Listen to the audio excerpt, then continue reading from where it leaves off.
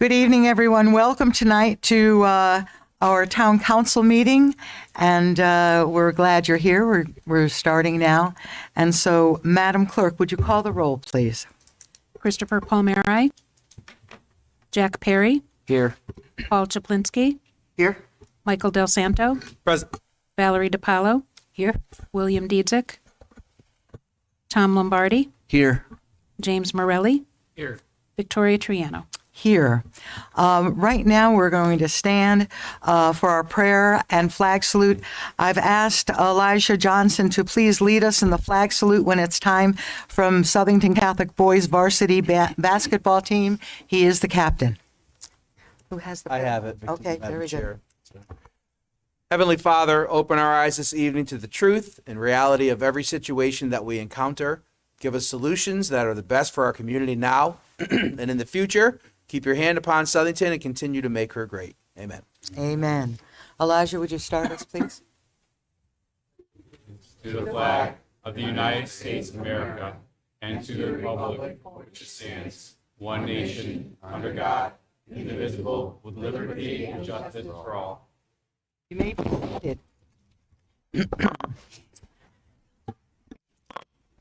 Our first order of business is to recognize the Southington Catholic Boys Varsity Basketball Team. And I have a town council official congratulations for you, a little proclamation on that. I've asked Councilwoman DiPaolo to come, and I'd like to have, guys from the team, could you just come on and fill in here, right in this section? Because I want you to hear it. Coaches, come on down. I just want to read quickly some of the names that are here. Tyler Benoit, Anthony Camarasana, Matthew Collins, Elijah Johnson, Keaton Knoll, Dominic Napolitano, Isaiah Richards, Giovanni Velez, Brian Anderson, Ethan Clements, Matthew Gonzalez, J.S. Johnson, and our coaches Pat Byrne, Heidi Ouellette, and Stacy Velez. And this is our team, and you see all of the parents and and the video. Val, why don't we come down and let's do it. The other person I'd like to have come down is an alumni of St. Thomas varsity basketball team, Councilman Lombardi. Hey, thank you. Stretch Lombardi. Thank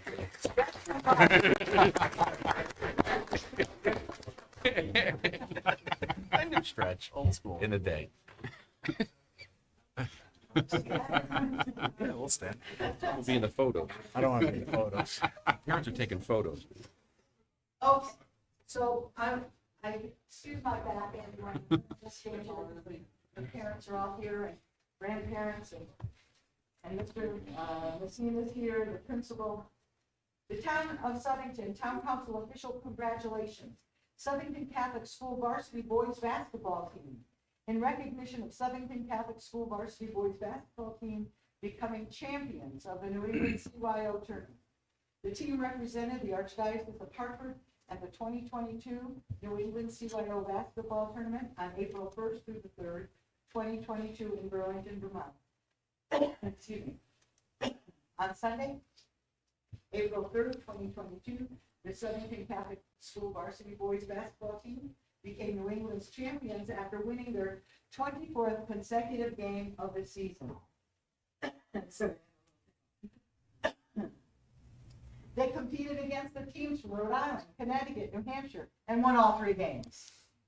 Also in recognition of the coaches Pat Byrne, Heidi Ouellette have helped to guide the team 15 regular season victories within the Waterbury Parochial League and additional 6 games with the Archdiocese of Hartford Interclassic Athletic Conference Championship. Now, therefore, let it be resolved that I, Victoria Triano, Chairman of the Town Council, and Valerie DiPaolo, and also Councilman Tom Lombardi, and the rest of our Town Council do hereby congratulate Principal Jim Messina, coaches Pat Byrne and Heidi Ouellette, and the Southington Catholic School Boys Varsity Basketball Team for their amazing victory in becoming champions of the New England CYO Tournament, given this day, the 11th of April, in the town of Southington, and signed by myself, Councilwoman DiPaolo. Congratulations.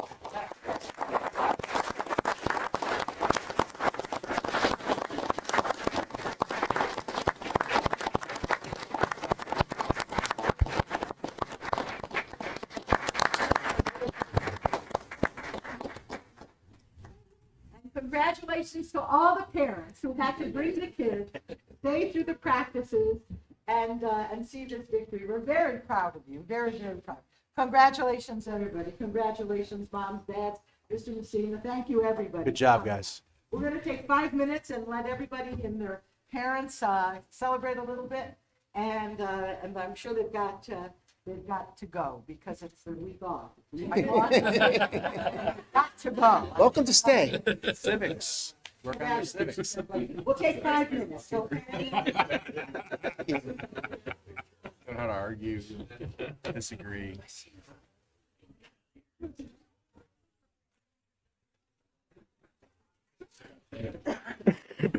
What a time to get a tickle in my throat.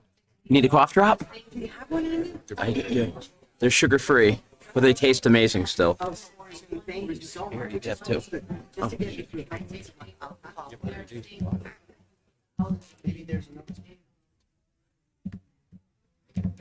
No problem. It's that time of year. I know we're talking about, but we'll let's go along. Okay, man.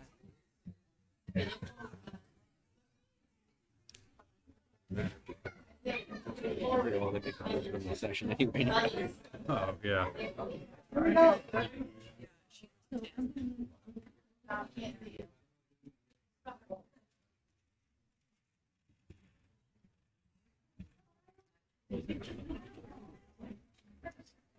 We're still skips one meeting with the county talk.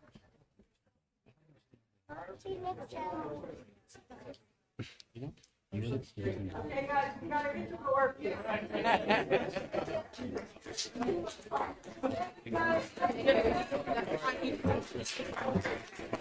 Good job. Good job, guys. Good job. I was responding. Right. Keep up the good work.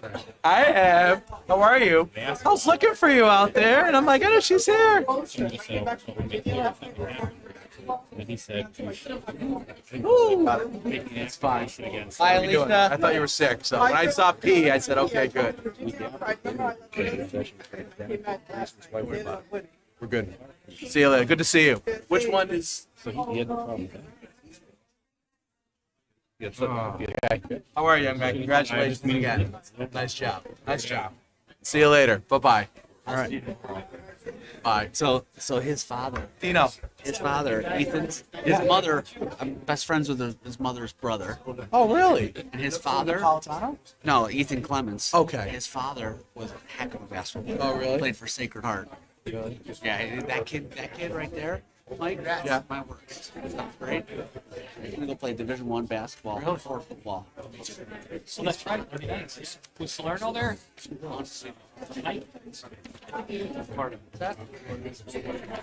Kathy, like the names I read off. Get back in there. Cousin goes there. Oh yeah. You know, it'll be like that for the next month. Hi, Dean. Okay, everybody. See you. Congratulations. Good job. We just lost all of our Yeah, no attendance. kidding. We had a lot of public here tonight for meetings. Thank you, everybody. That was fun. But we have other business that we have to attend to tonight. So as soon as that door is closed, we're going to start. Thank you, Pat. All right, very good. Under councilperson's communication, we have a presentation of the election division. If you could come, please, Augie. And all of you.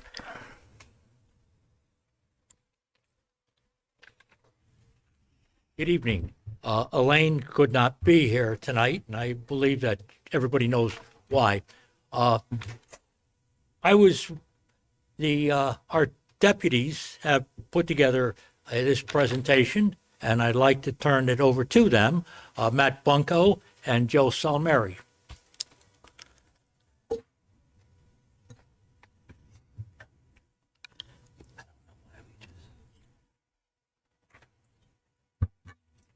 All right, good evening. Good evening. For the record, again, my name is Matt Bunko. I'm Deputy Registrar of Voters on behalf of the Southington Elections Department to talk about our new local voting districts. Just to begin, I'd like to go a quick overview about redistricting.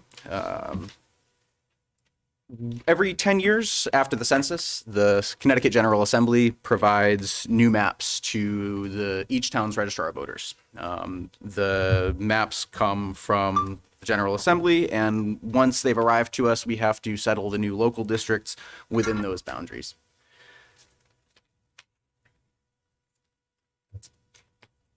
Here's just a quick picture of the difference between the 2012 General Assembly maps and the 2022 General Assembly maps.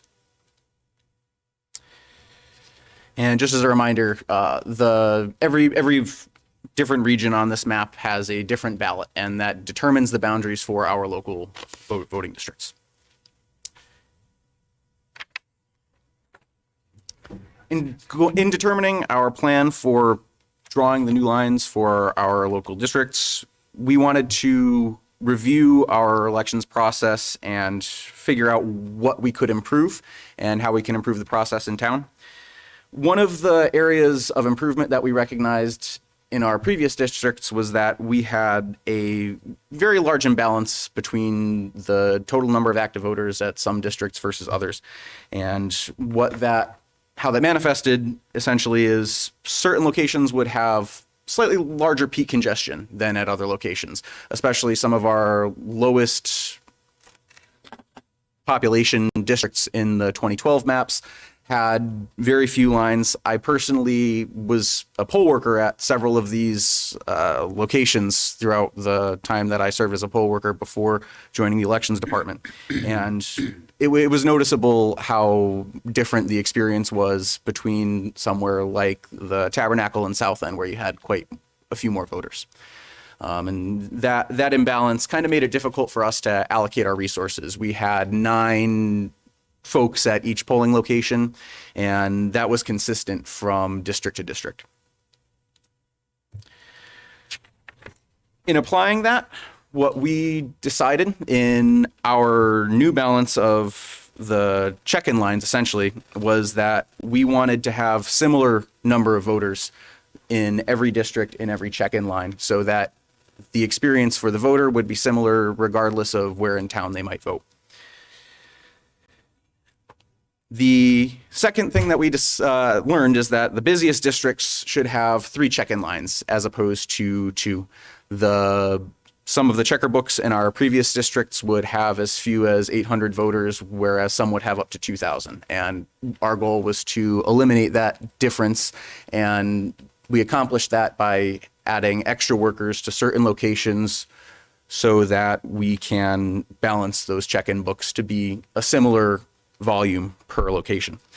And we also wanted to make sure that we did not reduce the number of check-in lines anywhere across town. So we will have the same 22 check-in lines for voters that we did in the 2021 elections going forward. That being said, here are our new 2022 districts. We believe that this will give us a much better ability to allocate our poll workers, and also it's going to reduce the variation in the lines at the different polling locations, and that was really important to us.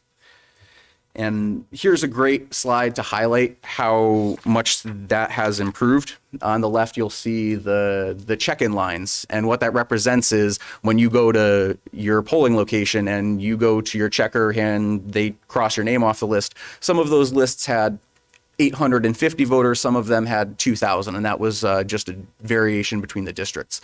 And in the 2022 lines, what we've managed to do is create a much better balance of that. And every polling location will have much more consistent allocation of voters for those check-in lines. And that should reduce peak congestion and make it a more equitable experience.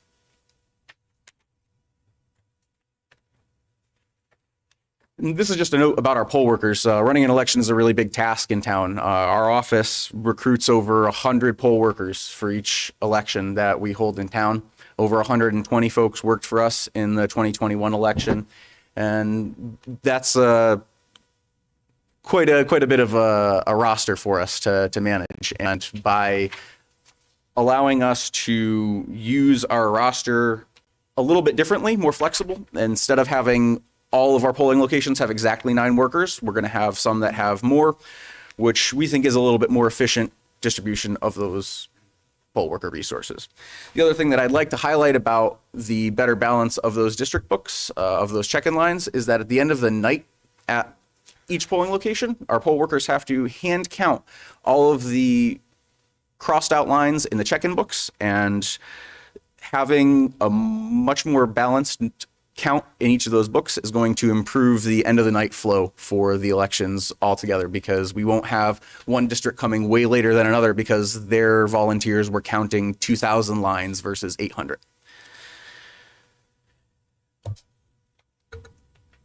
And so that kind of brings us to the key points of what we were able to do this year with redistricting. Created a better balance with the individual voting districts. And ideally, we're reducing peak congestion at all of those districts, making a lot more sensible use of the staff that we are having work for us, who do a great job every year. Easier closing at the end of the night with the new checker books, with no books over 1,700 voters, I believe.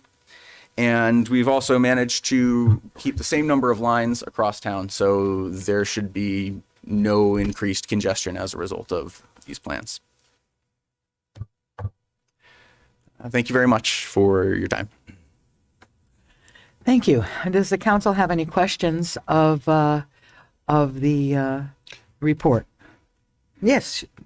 Thank you. Thank you to Mr. Bunko, Mr. Palmer, Mr. Salmera, and Mrs. Bedard for doing this this extra work. And I know a lot of it was pushed on us by the state with the redistricting, but it would have been very easy for you guys to just sit back and do nothing. But I think this is a good proactive approach. And from what I've heard at the last meeting, last time you presented and tonight, this is going to be a benefit for the voters. We should be able to see a reduction in wait times and a more even flow. So I just want to thank you for doing that research and showing it on a graph, and also for sending the memo to the council.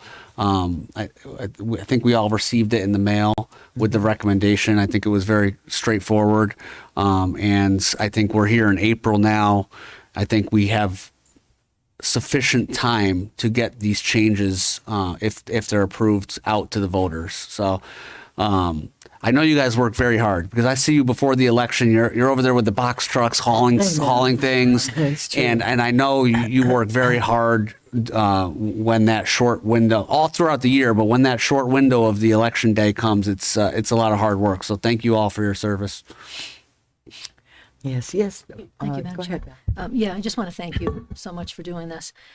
So I just had a few questions. The for the Spring Lake group, where are they? Are they voting now at Darrenowski? Go ahead. Yeah, they will be voting at Darrenowski. They are now in the 81st Assembly District. They're no longer in the 30th.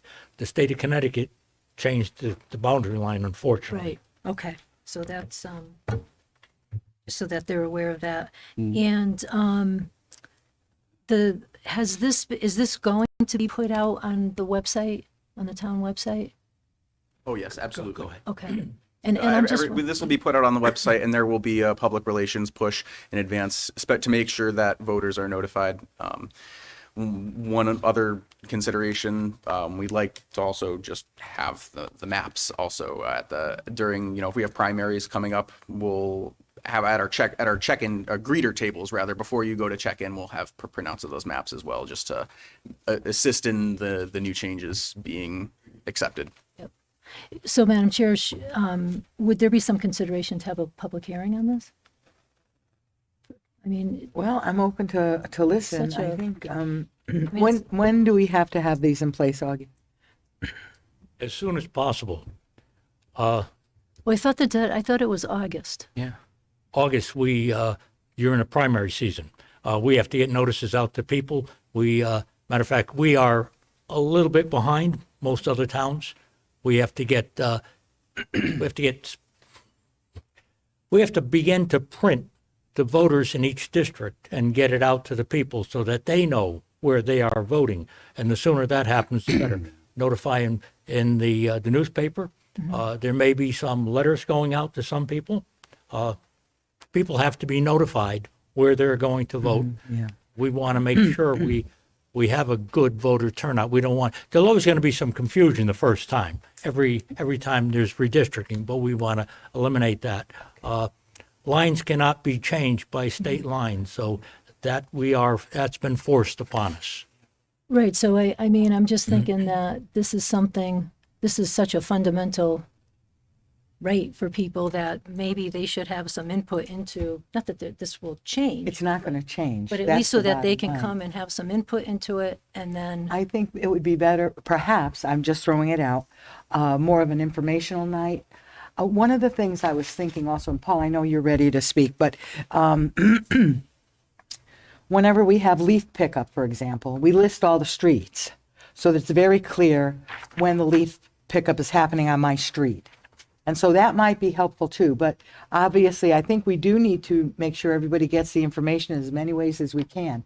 I think that, spending time doing that rather than a public hearing, because there's really nothing that can be done at this point in time to change it. It's set. So it's a matter of getting information out. Paul, you wanted to say something. Can you confirm on slide 7, can you show us the 2 polling stations that you're proposing in this package? They're not labeled, they're labeled 1 through 11, and you have the number of voters. Which 2 of those are slide 7, the number 7? Slide 7. Yeah, so on the left-hand side, you show the original 11 polling stations, right? Sure. So which of those 2 would be absorbed or going away? Which numbers? It was Tabernacle and Well, the two lowest, Let me just reframe, Augie. Just give me an idea of how much for each of the 2 locations that are going away. there are less than 4,000 people combined. In those two. Combined. So Combined, I yeah. just, I was kind of estimating in my numbers with 4,000 voters being absorbed into the 9 other polling stations. We're talking about 445 voters per polling station additional. Correct. That works out to 37 per hour. So you're talking about 1 person every couple minutes. Right. You know, it's not a huge, we're talking 1 person every 2 minutes. And what we would like to do is put extra checkers to move that line. Right. Yep, gotcha. Okay, I wanted to make sure I understood the numbers before the topic comes up later on for Yeah, discussion. anybody else have any things? Yes, Jim? I just had a couple of quick comments. First of all, kudos for the presentation. I think that the explanation was awesome. Also, I know from history that the people that work at the polls are the same people year over year. And again, congratulations and thank you for their service because they do a really efficient, good job. And then my only other comment to you guys was, unlike the rest of the people here, I'm very unorganized. And I've moved in town before and had no idea where to go. And I've gone around town like 3 times before the election, or actually on election day, sorry. And so whatever we do to spread the word, I think is awesome. But if there's some way we can send like a little primer just before the election to those people that were affected, and to say, by the way, you used to go to Darnowski, but now you're going to X, that would probably be beneficial to some people. Very easy. Good idea. Yep, yep. Anybody else? We thank you very much for all the work. I know it's been very difficult, and but we do thank you. Thank you, everybody. Council, I would like to go back, please. I'm sorry, with all the hoopla with the basketball team, I forgot to get a motion to accept the minutes. Do I have a motion to accept our minutes? Motion to accept the minutes.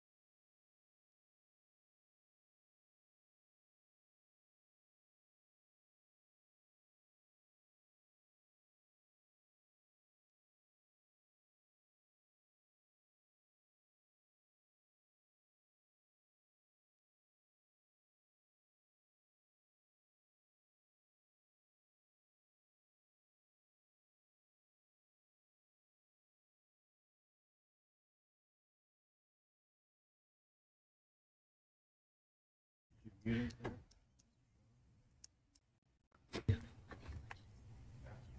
you want me to sing something? No, Want me to sing something? no.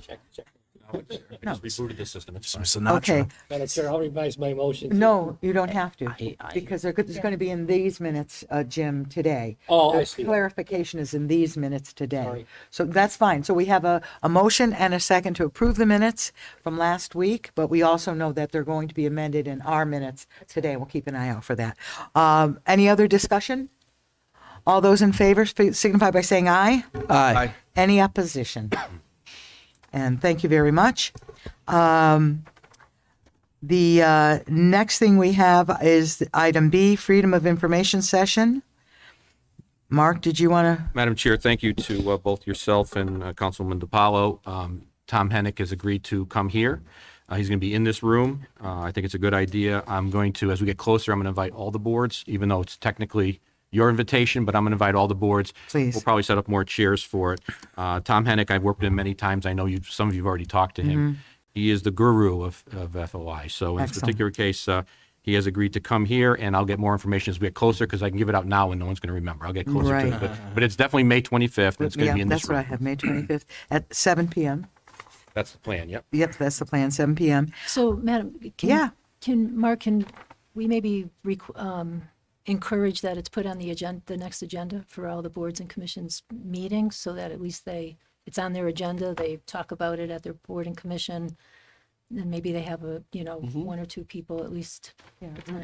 Mark will address the Yeah, department heads. we're going to do a general, invitation, but I'll ask the department heads to see if they'll list it on the specific agendas as we get closer to it. Yeah. It'll be on probably. So they're their- getting a heads up on it. Sure. I think that's so good because it gives a clear playing field. With your equal- permission, I'll also have, we don't need to take minutes, but I'll have it videoed also. Oh, that would be wonderful. Yeah, for future. Madam Yes, Chair, Tom? A quick question regarding this, and just for the record, the public will be allowed to attend as well. Absolutely, it's a public Yep. meeting, yeah. And on that note, I will also refer that message to the Apple Harvest Committee. We have a meeting on Wednesday night, so I'll let the members of the Apple Harvest Committee know as well. Very good. I'm sure just a topic on that. If we get significant participation there from the boards and even the community and staff, we might want to consider having this in one of the schools. We thought about that, but at this point, I could fit well over 100 in this Video, room if I had to, too. so I think we'll be okay. Be good. Okay. Well, thank you very much, everybody. Is there any other council person communication? Tom? Yes, thank you, Madam Chair. Just briefly, over the last, it's been a long time. I don't know how long, but I've noticed a lot of notices in the police blotter regarding vehicle registrations. People getting pulled over for unregistered vehicles. So I just want to encourage the public to go on the Connecticut DMV website, type in your information, and check your registrations. I did it a couple weeks ago, and come to find out, I had a landscape trailer that was unregistered. Took about 5 or 10 minutes, took care of it, but yeah. So just encourage residents to check your registrations, because the last thing you want to do is get pulled over and learn that your vehicle is unregistered. Then you're going to have it towed and everything else. So just a public announcement there as well. The second, While you're talking about that, the DMV also does not send notices for emissions anymore. So you're responsible for knowing when your emissions are up. I was a victim of that as well. And I called the department to ask if maybe I missed, and they said no longer do they send those little cards out to remind you. Right. So just to give Yeah. the folks a reminder of that as well. Thank you. The other thing I would like to do is there's a Conservation Commission alternate that we would like to put on the agenda for this evening. Well, that's So yes. Conservation Commission alternate, I would like to add that as an agenda item under new business, section B, number 3, for a Conservation Commission alternate with a term ending November 2025. Very good. It's seconded by Paul. Any other discussion on it? Yeah, is that a Democrat or a Republican? It is a Republican. appointment. Oh, but the Conservation Commission. The opening is gonna would be a Republican. Republican seat. Yes, So the alternate is the Republican. Thank you. Republican, yes. Any other discussion on it? Madam Clerk, call the roll, please. Perry, Yes. Chaplinsky, Yes. Del Santo, Yes. DiPaolo, Yes. Lombardi, Yes. Morelli, Yes. Triano. Yes, thank you, everybody. Thank you, Madam Chair. That concludes my council matter communication. Any other council matter communications? Madam Chair? Yes. So I just want to remind the public that the Charter Revision Commission, the public hearing is tomorrow night, right? Yep. Here? I believe it is going to be here. Mark, is it? It Alex? will be at 75 Main Street, Oh. Town Hall, Town Council Chambers. Town Hall So upstairs in the council. tomorrow at 6 at the Town Hall Council Chambers? Yes, Okay. thank you for clarifying that. And I just want to encourage residents to, to come to that. Sure. And then I just wanted to thank Pastor Ron Brown and the Interfaith Clergy, Madam Yes. Chair, your association. There was a prayer vigil held last Sunday night for Ukraine at First Congregational Church. Just a really beautiful service. So just want to thank everybody for doing Yeah, that. Pastor Ron really, and the church actually, with the deacons and all, really orchestrated. That was beautiful. It was an honor to be there. Anybody else? Madam Yes. Josh. Thank you. First, Madam Chair, I want to recognize former Councilman Chris Poulos. He was one of 5 inductees of the National Teachers Hall of Fame, and I think it'd be a great thing to do in our community to recognize him, with a proclamation, because that, again, is a huge honor, and I think that's something we need to discuss and, try to, honor, because, again, being one of 5 in the National Teachers Hall of Fame, I think is pretty good. It's a pretty excellent, big yeah. accomplishment. Absolutely. Another thing we discussed at the last council meeting was Mr. Dezek mentioned, somebody speaking at one of the meetings about, I guess, some FOIA complaints and all that. And I looked into it, and the state of Connecticut does have a Freedom of Information Act complaint filed with it. So I just wanted to clarify that. And I was also forwarded an email from that executive session, which brings great concern to me, that what was discussed in that executive session was an emailed out to the board commissioners. When we're in executive session, it's my understanding that what we talk about doesn't leave, and the people that are included in the executive session does not disclose any of that information. I also did a little bit more research on that, and I was able to look on the town's or the state's website, and it states that there's certain things that we could talk about in executive session. I don't know if that fell underneath those. So it's kind of a concern of mine is that, was there a violation that information was disclosed out of executive session, or did we have executive session that was not proper? And I'm going to list some of the items that qualify for an executive session. It says letter A, appointments, employment, and personnel issues. B, strategy and negotiation pending claims and litigation. C, security and strategy and deployment of security personnel and devices. D, discussion of real estate purchase and lease. And E, discussion of any matter which would result in disclosure of public records of information that exempt by state and federal law. So again, that is a concern of mine, that if we're going to go into executive session, either it's got to be, meeting the criteria. And if we are in there, then obviously if there's people that are part of that executive session, that's then, I guess, sending emails to a board, which I'm going to, I forgot to print the email, but I'm going to email it over to Kathy Larkin so she could, include it in our minutes. Jack, because we're talking about executive session stuff right now, I'm uncomfortable talking about it right now, in open session. I would be very happy if you'd like to further this discussion tonight in executive session about the executive session. I would be very happy to do that if you would like to do that, but can we do that? I don't even know. Can we do it? We can't even do There's not that. one on your agenda, and I'm not sure where that would fall under.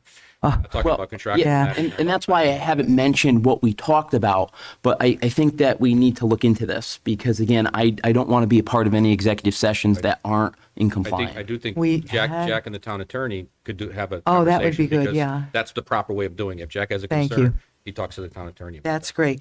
And let's do that. Okay, Jack, make sure you talk to the I greatly appreciate that. Ricadone. And I have a couple other things.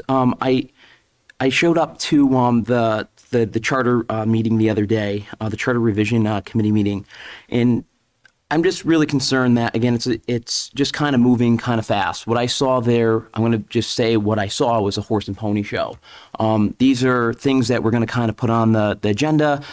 These are when we're going to vote, and there's not going to really be, there's a hearing, but at the next meeting we're going to vote, and there's not really time to really digest that and have a conversation and really do what's best for our community. Our charter is our constitution, so I just have a lot of concerns that, again, if we're going to do it, I want to see it done right and do what's best for our community and not just kind of speed something along to kind of get something in there just to get it in there so that we could vote on it.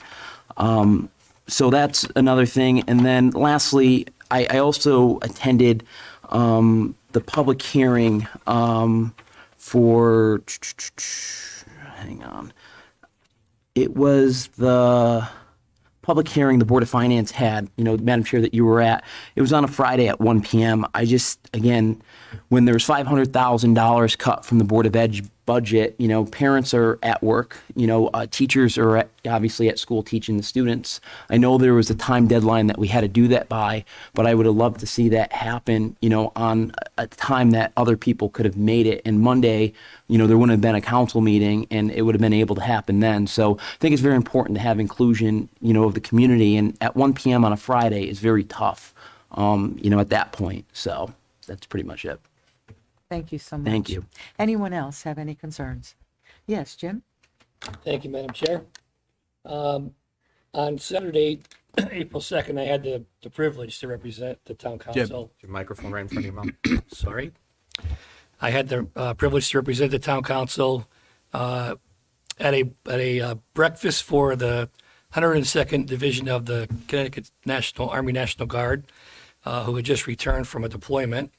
And they went to the Horn of Africa and served in Somalia, Djibouti, and I don't remember the other place that they went. But they were gone for several months, and Janet Mellon, along with a bunch of other people, put together a really nice welcome back breakfast, and they were very appreciative. And so I did want to thank Janet Mellon, the Calvin East Foundation, Megan Albanese, and everybody else that actually showed up to support them. They were quite thrilled with that.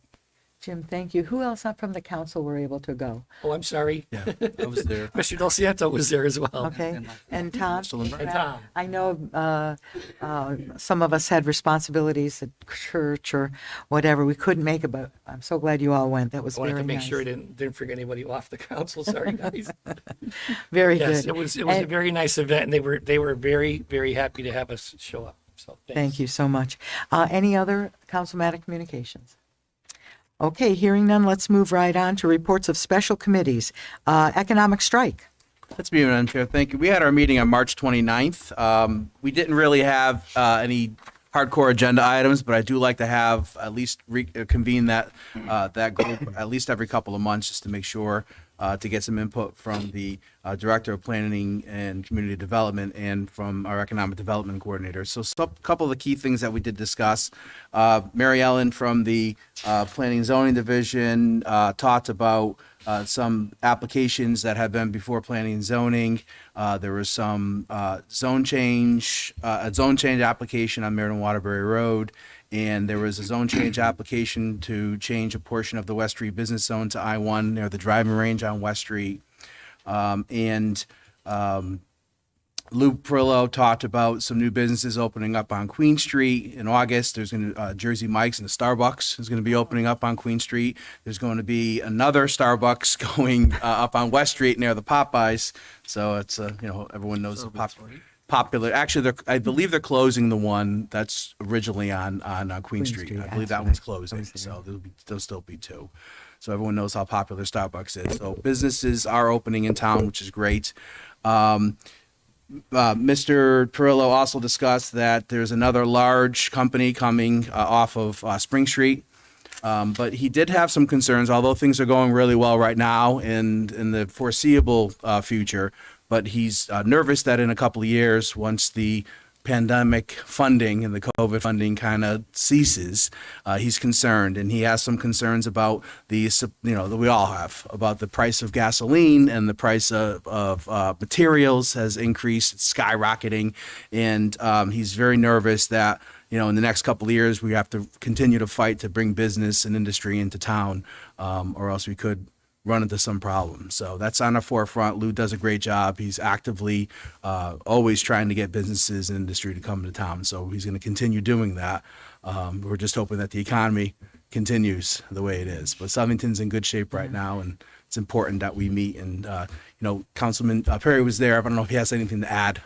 You just forgot to mention the Starbucks in Target is staying. Oh, right, right. That's the important one. So there is straight, right. No, you did a good job. Starbucks. A lot of Starbucks in town. Thank you. Any questions from council? No, I think we're all set. Thanks. Public Works? I'll just continue on, Madam Chair. We had our meeting last Wednesday, April 6th.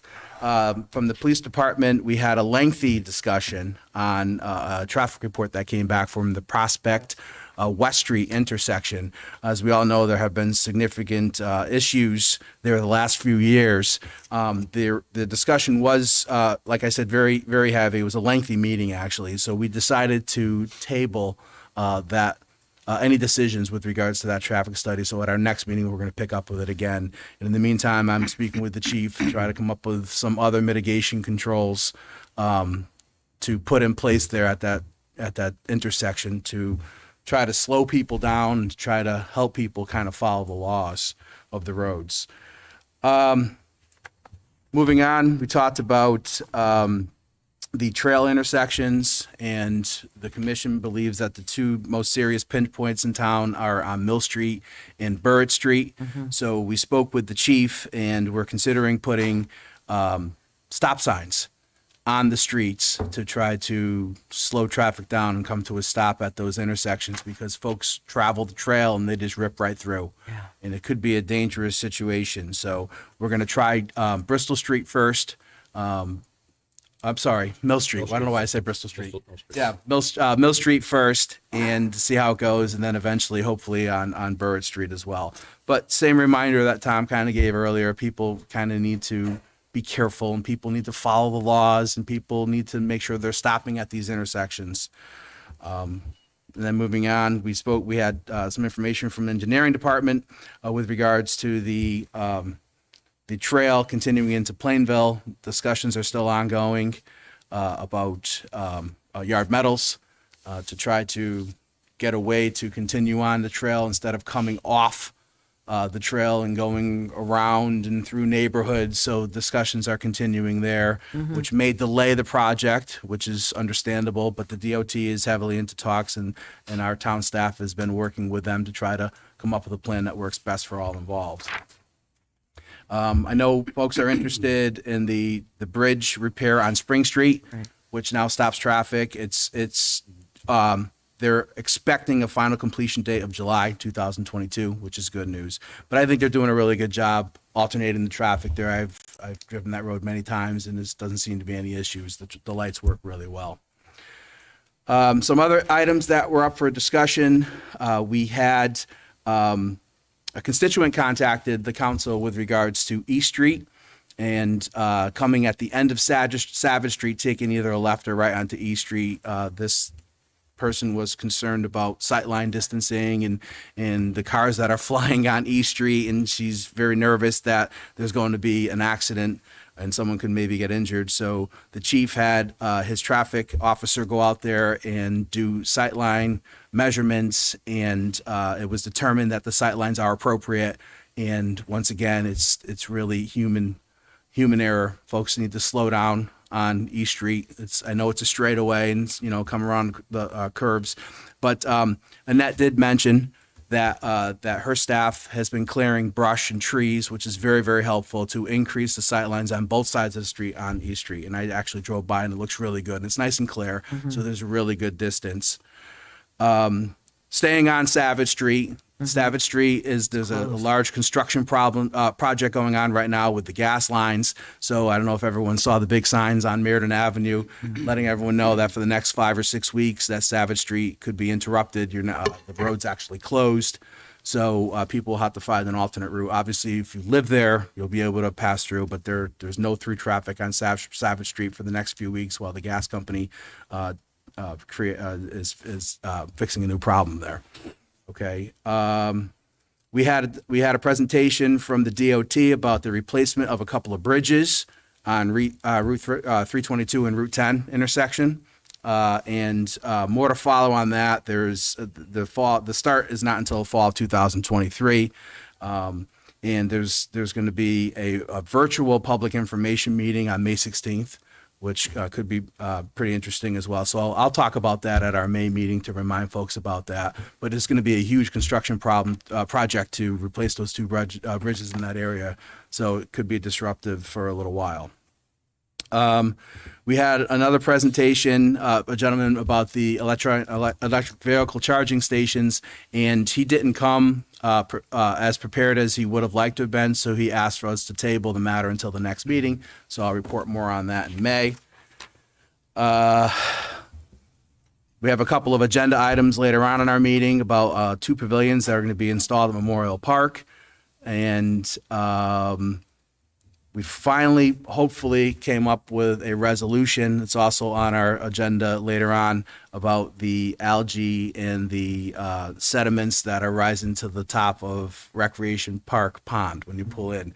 It's a bone of contention for me for years. My kids play sports there, and I hate driving in and seeing all that green smog on top of the pond. So I think we found a solution. They're asking, it's on our agenda for later tonight, which I'm going to support, that a machine that goes in and sucks all that stuff up and dumps it onto the banks. And there's a great video, which I can share with the public if they want to see it. It looks like the apparatus works pretty well. So our fingers are crossed. We tried everything else. We tried fountains, and the fountains don't work. So it's on our agenda for later this evening. I can talk about that further then when it comes up. But you're busy. Yeah, that's all I had. I don't know if anyone had questions. Yes, go ahead. I do have a question slash comment for Mr. Del Santo or the town manager, but a few years back, the town council did approve funding for the highway department, specifically at the transfer station, the outbuilding, and I heard that things are starting to move along. So just a brief update on that, Yes. please. Well, we had some supply chain issues, and the foundations are, I don't know if they're poured. They're being, They're I think being- they were poured. They were poured, I believe, and so the construction will happen. So for, hopefully for this winter, there'll be Good. some That's shelter excellent news. staff. Very good. Thank you. Jim? Mike, I had a quick question. Yes. On the bridge on Spring Street. The contractor, when they started that job, went gangbusters and did a wonderful job with the first half, and then they've been non-existent. Is it because they can't get material, Supply chain. or is it okay? Yeah, I supply figured chain. the beams or whatever. They did actually work in the colder months, which we weren't planning on doing. Right. But then, of course, like everything else, materials are very difficult to bring. So it's not really their schedule. It's really the They reliability. want to get out of there. Obviously, it's money's to them. Yeah, right. So True. Should have been done by now, actually. It was. Yeah, I they think did it a was wonderful job on the slated- first half. Or May should have been the end date, but now it's pushed back to hopefully July. we're probably going to see some more of that as we go on. Right. But the good news is that the traffic flow remained constant. Yeah, it goes well. I've been through there a few times. In fact, I was just there today, and I was wondering why there's no activity. So it was timely. Okay, very good. Madam Chair? Madam Yes, Chair, sure. Oh, you could go first now. Sure. Yeah. Mike, just quickly on yard metals, what do you think? What are people feeling about that? So the railroad now is involved. See, what we want to do, we want to try to keep it on the rail.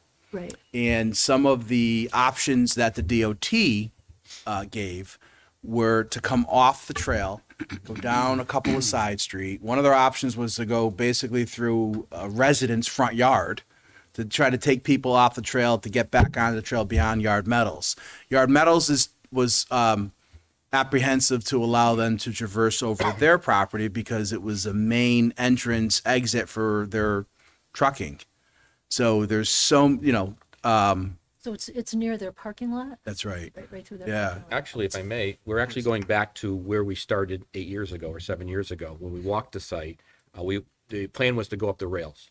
But at that time, if you remember correctly, Mr. Yard had concerns about keeping the rails open for delivery of large equipment and all that kind of stuff.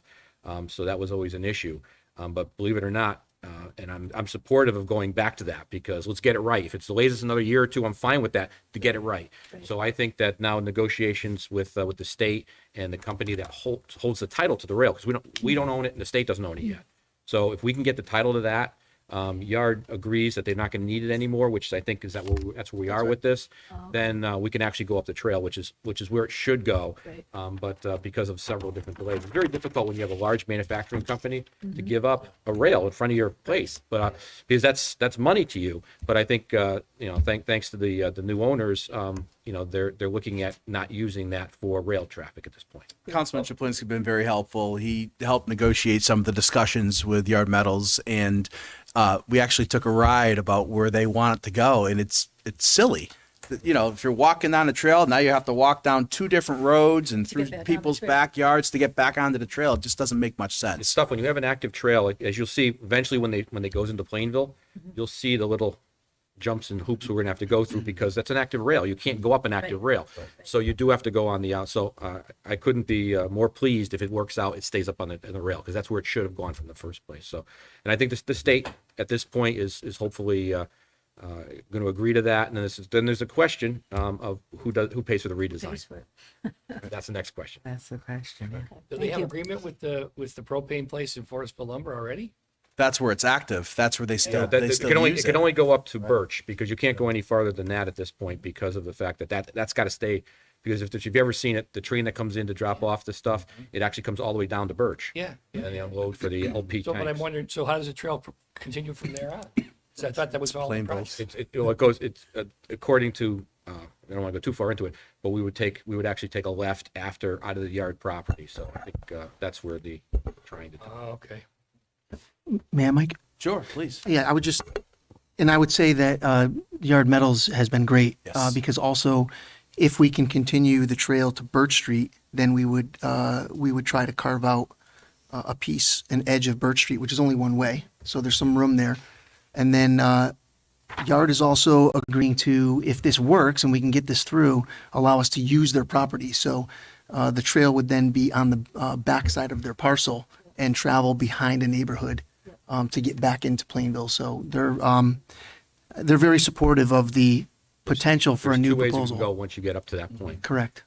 So a lot more to come, but A lot of design work ahead. Very good. Jim, could we move? I think anything Councilman else? Perry has something. Oh, I'm sorry. Yes, question for Mr. Del Santo. So I attended the Public Works meeting. It was a lengthy one. Obviously, I couldn't stay for the whole meeting, but I did see the presentation for the state project 131-190 Route 322 and Route 10. The presentation by DOT. I think it would be very beneficial to have them come and do the presentation for the whole council. I had a lot of questions, but obviously I kind of asked them, and I would love to ask them some of my concerns. And one of the biggest concerns I feel is that, they're talking about removing the overpass on Route 10 and having 2 four-way intersections that would be, a couple hundred feet away from each other. And I think that would cause a lot of congestion, quality of life. And I just don't think it's fair if the state is going to rubber stamp that and not give us what we need as a community. I think they're trying to go the cheapest route. And I think we as a council, we need to hold the state accountable and do what's best for our community. And I don't think, removing that bridge is going to be the best because it's just going to increase all the traffic on 322. And they mentioned synchronizing the lights, but again, you miss one, you hit the other one, and, the truck stop being right up the road. And stopping the big trucks aren't that easy, so they miss one, but do they have enough stopping, to stop before the next light if there are cars in front of them? And I think everybody kind of gets a little shy when they see 2 lights one after another. So I just think that, again, talking about the West Street intersection prospect, there were some concerns about people being rear-ended. I think that could be a huge potential with full semi trucks coming down, the hills and all that through there. So I think it's very important. Another concern that I had is that, the residents on Norton Street, I don't know if they've been contacted, but their front yards would change because they're talking about removing that and kind of moving some stuff around. So I just have a lot of concerns on how that would all work. It's still in the design phase, so I think us trying to get them to the table sooner than later would be very beneficial before they start trying to design this and do what they want. It's our community. We have to have a little bit of say on that. I want to say that they said they were adding land to the properties on Norton Street, not taking it away. Yeah. They were adding land. But I think if I can, Mr. Chair, Mark, the process, if this comes out of committee, if there's a recommendation out of committee, it's going to still come to council, I think, right? There would be For the state? Yeah, the state just, I to think, change the road, the bridges and all that, because it also impacts our road. I got to be familiar, it says, with the project, but normally the state doesn't come to us for local permits. So you have South Main Street that is affected, That's my concern. where it crosses over Yeah, let me Meriden check- Waterbury I'll Turnpike. check into the and project. there- I'm not sure the number that you gave, but Yeah. I'll check the project and see if they're doing something with town property, there may be an issue, but normally the state comes in, they do their public input sessions normally, but then they do their own thing, so I'll Where check. South Main Street goes down to a stop sign Yep. at Meriden Waterbury Turnpike, they're talking about eliminating that and moving it over in alignment with South Main Street. So that's a town road there. So, but I agree. I mean, I think we should, Usually check a the state process. project is not local, but I'll check on that. Yeah, and Well, it there's just- a virtual public input session on the 16th, May 16th. So maybe getting them in after that, I plan on attending that. I mean, it's already in my calendar for May 16th, so. And Yeah, I just think again, it's very important. A lot of people, I don't think, understand what's going on. I spoke to a resident, in the area, and they knew nothing. And I guess some people said this is the project that the state's been working on since 2007. So I'm just concerned that again, they're just going to rubber stamp this, and then we're going to have two intersections, a couple hundred feet away from each other, and all that congestion in Route 322. There's a lot of still development happening on it. So again, I just don't want to sit here and say, hey, yeah, 10 years ago it came and kind of the state snuck that in, and they didn't want to spend millions of dollars redoing a bridge, and they kind of just dumped it there. Well, certainly, Mike, the 16th. May 16th. I'll mention it Yeah, again we after our really next should, Public and- Works meeting, and but if that's the I agree only- with Jack. Yeah, That's let's the do our only due time diligence. we can get something in. We should really look at it. I don't know what the history, sorry, Tom, I don't know what the history is though, Mark. I mean, do we have any? Let me, like I said, Jurisdiction. off the top of my head, I don't, I know they've been talking about this forever. But off the top of my head, I need to familiarize us with the project, talk to Public Works Director, and see where we currently are with it. just as a proposal, just so everybody's aware that the concept is that overpass will be tapered back and brought down to Meriden Waterbury Turnpike level. So basically, the overpass would go away. Everything would be brought down to ground level and then tapered up. There would be a four-way signalization at where South Main or Route 10 crosses Meriden Waterbury Turnpike, and then the quote-unquote off-ramp, that awkward left, would basically go away. That would all be eliminated. So you would have one road instead of a fork. All the traffic would go to a four-way stop sign. So I think there's pluses and minuses. I mean, you have the four-way stop, and I think the signalization timing will be timed by the DOT because that's what they do. They're professionals. But on the other hand, there's also a hazard when you go down the bottom of that hill and you're looking right and you need to pull out and go left. I mean, it's a nightmare. So that now goes away, and now you have signalization there instead of having to jockey that. So I think there's trade-offs, there's positives and negatives, but I also like the idea. I always thought it was going to come to council. So if it's not, then I do think it'd be It's important. worth bringing here. Yeah, I agree. And Madam Chair. Oh, sorry, please. Yeah, and one other thing that was mentioned that I think is, important to mention is that Titan Energy did a little bit of presentation and, had some questions about the EV charging station. So I think it's very important that, the Public Works continues to follow up on that because there's some grants and some funding that I think is very important. And again, the way that cars are going, they're going to need more EV charging stations. So It's on the agenda for the next meeting. Absolutely. I agree. Good. Madam Chair. Yes? Thank you, Councilman Perry, for bringing up the issue on Route 10. About 11 years ago, I was on Zoning Board of Appeals, and the state actually came in and did an informational session before the Zoning Board of Appeals. There was something to do with that house there. They had to change something. Setbacks. And yeah, it was, and I remember leaving that meeting kind of talking like we are here, a little bit confused, like what's going on. And the state said, well, nothing's happening yet. And every time I drive by that house, I always remember that meeting. I said, there's something that's supposed to be going on here. So thank you for bringing this issue up again. But, and I remember at the time, you know, that's a huge project that the state's going to do. So I think it's good that we have it on our radar again. Yeah. There's just a lot of traffic with 322. Again, quality of life, 691's right there. So. I mentioned at our meeting, coincidentally, town engineer Tranquillo, because my kids were at daycare down the street, and I used to hit that light going down to take a left onto Old Turnpike Road. I would hit it 10 out of 10 times. And sometimes you have to sit there 2 or 3 passings waiting for a green light. And I asked Mr. Tranquillo if we get the state down to fix the light, and he said, no need to. They're doing that whole intersection. This is 14 years ago. They're redoing that whole intersection. They were going to do it. Well, he kept to his word. Yeah, it's happening. Here we are 11 years later. It's happening. All right. Can we move on, please? Nope. A Let's little talk about a memory little lane more. over here. I don't know. That's it for me. I'll shut up. Thank you. Madam Thank Chair. you. Item C, Library Building Committee. Jim, please. Yes, Madam Chair, we had a meeting last Wednesday. We had presentations from 5 architectural firms. It was a marathon meeting. Yes, it was. I think it was very interesting. And we are going to meet on the 20th. I guess is it next Wednesday or week after? Next Wednesday. A week from this Wednesday. Yeah. So a week from this Wednesday, to make a decision on which person we're going to go with. Very good. Any other questions for him? For Jim? Very good. Let's move on. Item D, the Ordinance Committee. Mr. Dezek is not with us tonight, and I think I'm the only person here other than Attorney Riccadone that is a part of the Ordinance Committee. Alex, would you just bring folks up to date? I don't know if you have the ordinance with you. I was not prepared to speak on it. Mark had it for me because my computer's printer died. But Thank you. we did have a meeting last week. The ordinance committee did vote in favor to send the attached ordinance, which is in your packet, back to the town council with a favorable recommendation. The committee revised it and at the last meeting and then voted on it. So there are some changes from what was originally sent over from this council to the committee. So it worked how it's supposed to work. It gets sent over, it gets discussed, revised, and then the final product with a recommendation, it has been presented back to the town council tonight. So we have a copy of that.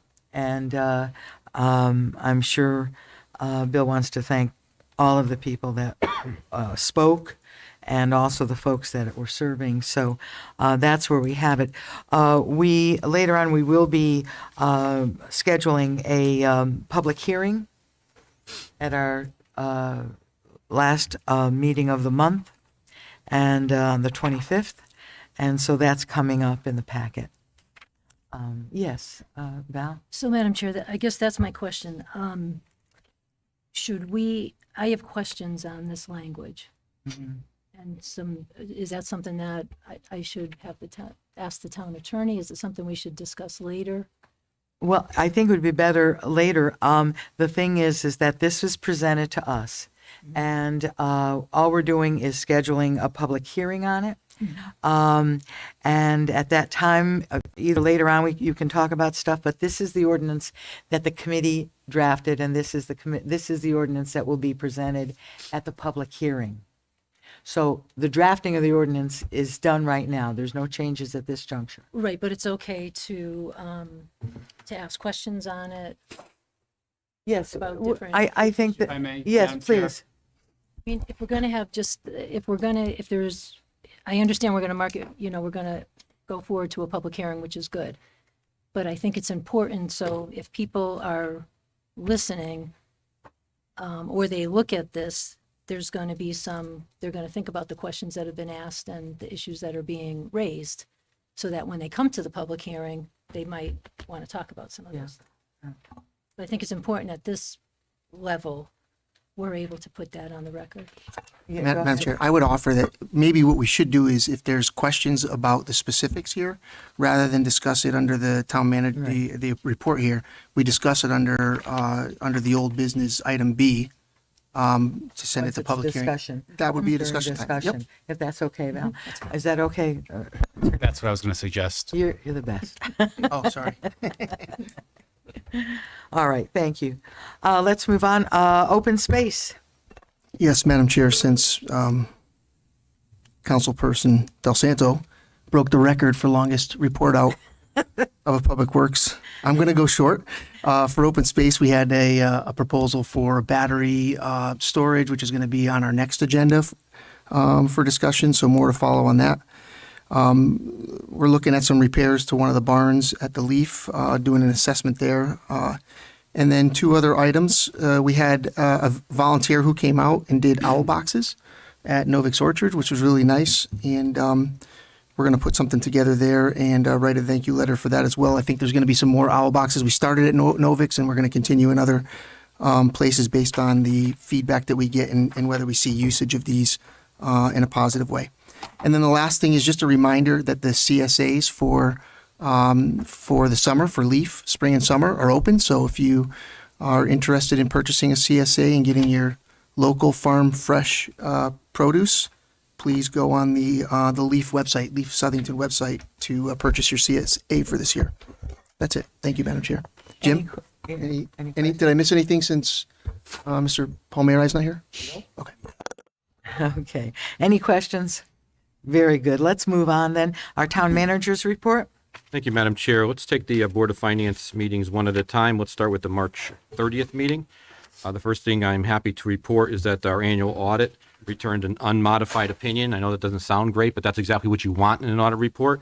So they did give us some suggestions on how to report specifically with some BOE and water department issues it's not their issues, it's the issues of how we're going to report them now in the future based upon our new audit system. So unmodified is exactly what you want, and I thank Amelia and her staff on that. Excellent. The second big item on the 30th is that the Board of Finance approved the non-lapsing account for fiscal year 2020 for the Board of Education. This now ends that account. There was several capital items. They also approved a small amount of the 2021 carryover non-lapsing account, and those are also for capital items. Happy to answer questions on that. Anyone have any questions for the town manager on that? Yes, go ahead. I have a comment or something that jumped out at me when I read the Board of Finance minutes, and that was the town's liability for the MERS pension program. It seemed that I think it went up from 54 million to 59 million. So is that like a standard jump, or is this? It certainly seems MERS is in the millions. No, our annual is about 400 and something $1,000. there was a section in there that said the liability My whole rose from budget's only $54 million. So. the future liability. Okay. The future pension liability went from that's not 59. necessarily MERS. That's what's called unfunded pension funds. That's Right. for your in MERS situation. That's not really an issue for us because that's set each year by the state on how much you have to put in. Right. But when you have situations like people with H&H and you have people with on the medical plan, Yep. that's all part of what's called Gatsby, and those are the numbers you put in. Those are not funded numbers. Those are numbers you have to show on the audit. Right. So I think just for the public I want to put it out there so they're not alarmed No. that because those are big numbers that were in the minutes. So Yeah, that happens every year with our audit, and you notice every audit we do, those are the actual future funding. In this particular case, it's more of a Gatsby, which is the accounting plan. Right. It's not funding that we had to come up with in any given year. right, because it says here MERS pension liability is now $59 million compared to $54 million. That's for if you look at it, that's everyone we have on MERS future payments. Okay, so you're not concerned that it jumped $5 million. I'm concerned with every time with MERS is that, as you know, we pay 23% of Right. every dollar that somebody earns for public safety, and we pay 16% for every dollar that people earn on the non-public safety side. But that's all part of the pension fund. And the employee has to pay anywhere between 2.5% and 5% of every dollar they earn toward the fund. So that's how MERS works, like every other pension plan. Madam Chair? Yes. So, Mark, on this issue with the capital leases, can you just explain that a bit? Once again, Gatsby is the actual organization that handles how audits are done and how finance directors have to work. Capital leases are now have to be specifically set forth individually. You see that that water fountain right behind you? That's a lease because what we do is we don't own that, and so therefore we have to separate all of that. So the BOE and the town. So every lease we have for copiers, we don't lease cars on the town side, but if you lease cars, that's what it would be. All those water coolers we talked about, it could be all your. They also call maintenance contracts leases. So if you have anything on maintenance, so if you have a maintenance contract on your generators, you have a maintenance contract on HVAC systems, those are all going to have to be listed now. Phone systems? Own systems, exactly. So on maintenance, we own our phone system, but if the radios, the police radios that we lease, so all of that, it's going to be a very, very, that's why they gave you several years to put it in place, but it's actually, it's already started. So this is something that's changed, that it's going to take effect June 30th of this year. Yeah. Well, we've known about it. So it's something they've given us a something few we're years to, working yeah, on. it's a massive undertaking. Yeah. But, Yeah. well, that's Any other what the finance department has to do. So we're Any other we're getting question it for the done. town manager concerning the Board of Finance? Okay, the second meeting was actually the big meeting. That was on April 1st. I'm just going to go through, obviously you already know about this. They had the budgets that they went through, each one. The sewer budget they approved, actually recommend to the council as is. The Animal Control Fund as is, Government Fund as is, and the Board of Education, as was already mentioned here, a reduction of $500,000. Of course, the process is, as you all know, at your next meeting, there'll be a public hearing on the budget, and that starts your process. And then finally, your first meeting in May, you will vote on the budget, and then the week after that, the Board of Finance will then set the mill rate. Questions? Any questions on that? Okay, next item, I'm going to bore you on, but I have to do this specifically just to make sure no mistakes are made. Introduction of referendums. Ordinance appropriating $6,920,000 for costs related to the Southington High School roof project and authorizing the issuance of $6,920,000 in bonds and notes to finance the appropriation, and the amount of such bonds and notes to be reduced by the amount project's grants received. That's the first item, Madam Chair. The second item, ordinance appropriating $16,945,000 for costs related to the Southington High School athletic fields project and authorizing the issuance of $16,945,000 in bonds and notes to finance the appropriation. This is the introductory. I know some of you have seen me do this many times. How it works is that you take in the information tonight. At the next part of your agenda, you are going to do an 824 referral to the Planning and Zoning Commission, and the town attorney will explain how an 824 works. And you're also going to do a referral to the Board of Finance to hold a public hearing. Planning and Zoning does not have to hold a public hearing, but the Board of Finance must hold a public hearing. And then you're also going to set your public hearing, which will be your second meeting in May, to get away from the budget part of it. Okay. And then, of course, there's publication rules and all that we have to follow. This is a very specific procedure set forth by our charter and state statute. Happy to answer any questions. No, Paul? Yeah, Madam Chair, thank you. Mark, on the Southington High School roof is pretty clear. It's cut and dry what it is. On the sports fields, there's a lot of moving parts there. Correct. There's, I did do the tour with a handful of you, including the superintendent. And there's a lot of different pieces to this. And, when this gets presented at the next meeting, I'd like to request that a very detailed list of what is going to be planned as far as the spend for each of these, hopefully prioritized, that says, hey, here's the most critical ones that we have to do, because we know, for example, some of the softball fields are funded through this, but are funded separately and already allocated, but some of this will go towards fields and replacement of tennis courts and the track and et cetera. And some of those I would say are super critical. So I'd like to just request that when this does get presented at the next public hearing, that we do have a list, a very detailed list with costs and priorities on those. I agree. My understanding is, after speaking with the superintendent, it's going to be a phased project. Obviously, you can't possibly do this all in 1 year. So it's going to be a phased project. I know that the Board of Finance is going to be very interested on the phased project. They go ahead of you for public hearing wise. So he'll be preparing that with his athletic director and Mr. Romano. The three of them will prepare the phasing. I'll speak with the superintendent again. School's closed this week, but next week I'll talk to them again to make sure they're all set for the Board of Finance. Yeah, the phasing would be great if that was part of the presentation and the commitment on the spend The phasing is actually in the report, but I'm not sure that's the phasing they're going to use. because I mean, we've all had the discussion about debt services and our capital projects, and we've got a lot of things that a lot of balls in the air that we're juggling, and we know that in the budget there's a school project that's in the budget as well in the capital improvement for next year. So I'd like to just see how all of this lines up, and certainly it would definitely be appreciated if this was a staggered plan.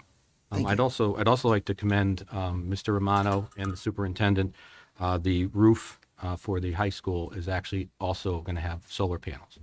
And I know that that's been a huge thing for this council and for the Board of Education. So that's going to have solar panels on it. Obviously, when they do their public hearing with you on the 25th or 3rd of May, whatever that meeting is, then I think they'll go more specifics. But I think that field, that roof is a huge field for solar panels. So I think that'll be beneficial. Madam other Chair, can I questions on also? Yes, please. So just to piggyback on what Councilor Chaplinsky is saying, I think it's going to be really important to discuss the maintenance of all of this, right? I mean, I know you're up there a lot with your daughter playing tennis, and I was up there on Friday with the softball field. They couldn't practice because it's just underwater. Yeah. So, they're in their season. They're in their season, and as a former coach, right? Oh, yeah. What do? You're trying to get a team ready, and It's incredibly depressing when you have, especially when you're hosting a playoff game and you can't host it at your own field and you have well, to we're go not even. somewhere. And here's the thing, Mark. We're not even talking about playoffs yet. We're talking about Regular. right at the beginning. They couldn't even. They could have possibly had a game there if they could get the field ready. Baseball field, same thing. They're out there. So I guess, and my concern about the softball field is who's responsible for the maintenance there, because I know it's very different than, I believe, the baseball field. Well, the responsibility of maintenance is always going to be on the Board of Education. Right. So the question is, I know you and I walked it together. Right. First of all, it's got to be designed right.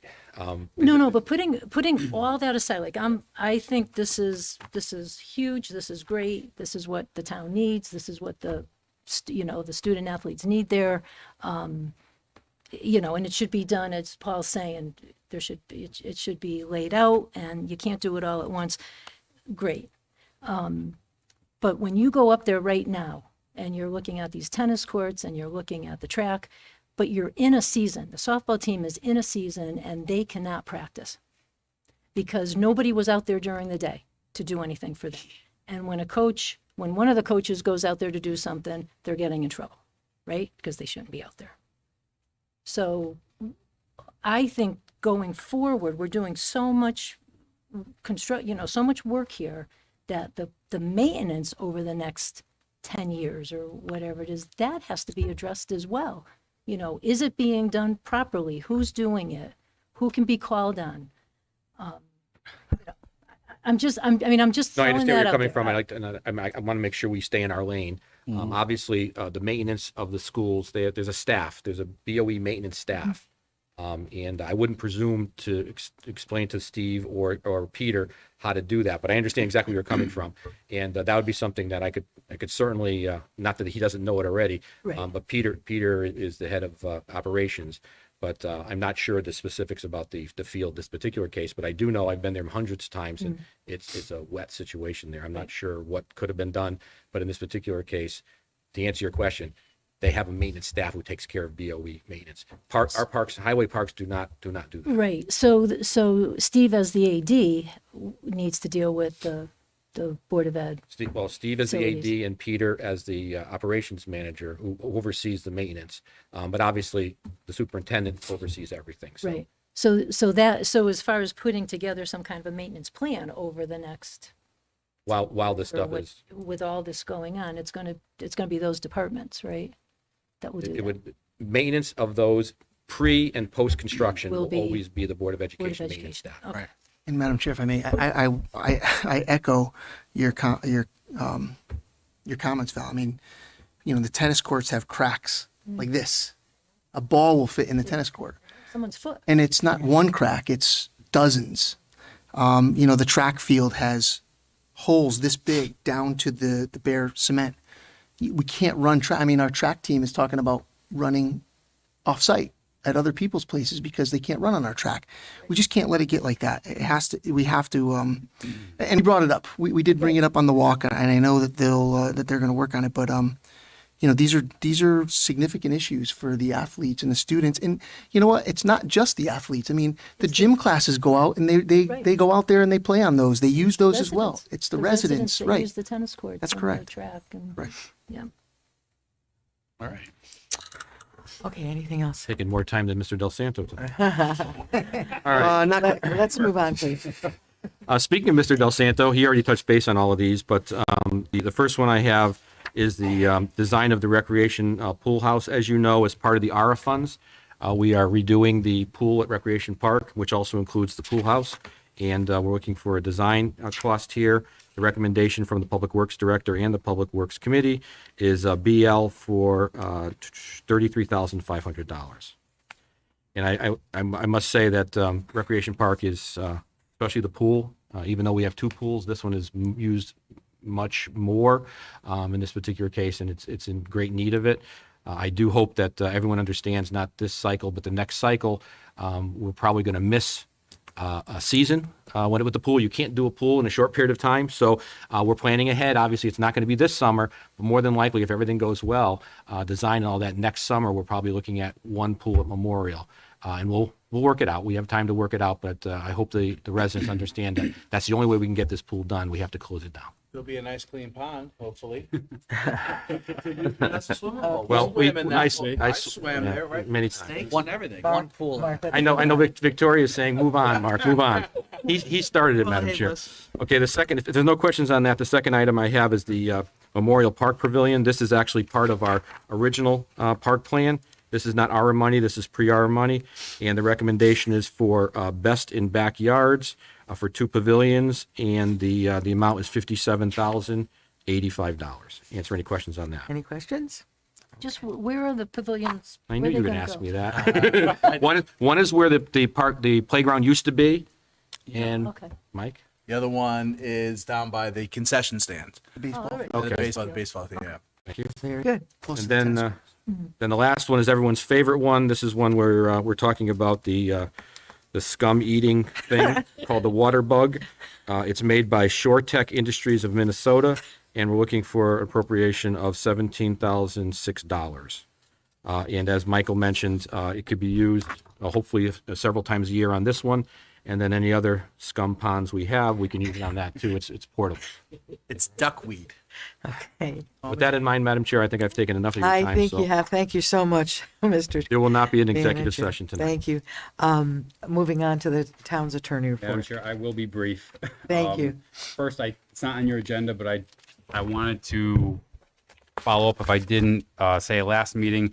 We did close on the East Street property that's adjacent to Camp Sloper, so the town does own that. So that was completed. First on my agenda is the Charter Revision Commission. We had our first meeting last Tuesday. The board met, and it was an organizational meeting. They created a schedule. They voted on the schedule. The schedule is in your packet. It's also been published to the minutes. The next meeting will be 4/12, which is tomorrow.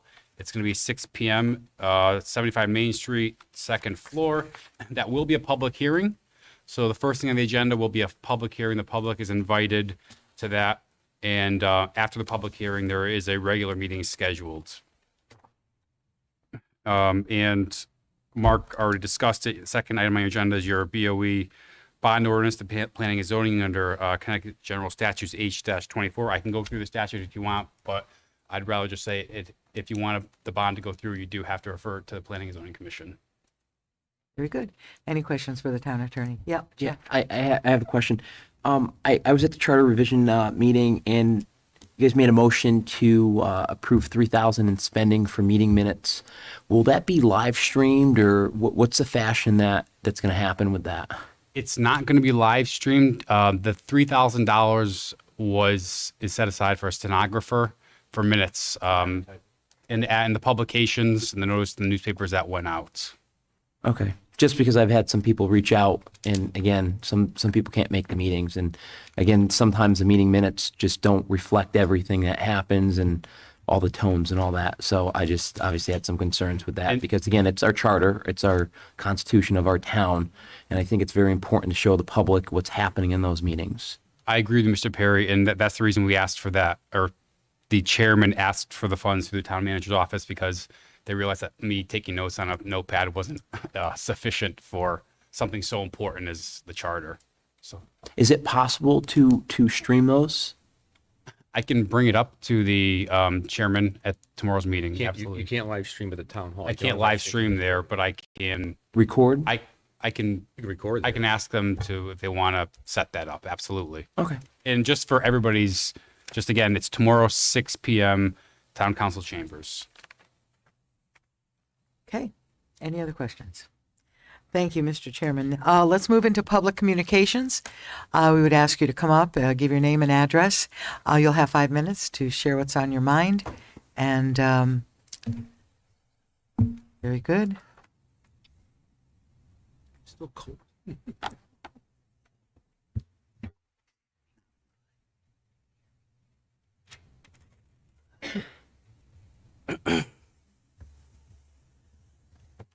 I need to excuse myself for just 1 minute. George, I have to excuse myself, but Paul's going to take over the meeting. So you go ahead, okay? George Wilburge, the Applegate. Oh, we're spending a lot of money in this town, I can see that. I remember when we put the football field in, it was $8 million, and I think that was another $1 million for the track. 9 million, now we're up to what, 16 million? Wow, that's a lot of money. One of my concerns is the Tolles property on West Street. What is going on with West Street? I thought that we were gonna have a lot of factories going in there, small businesses. It seems that everything we bring into this town here is paying jobs, restaurants, hotels, things like that. Churchill Street, all those big houses going in there. You know, West Street's gonna become a zoo. So is the Lazy Lane and the streets that. I don't know what's going on. You know, what's the plan for the town? Do we have a plan?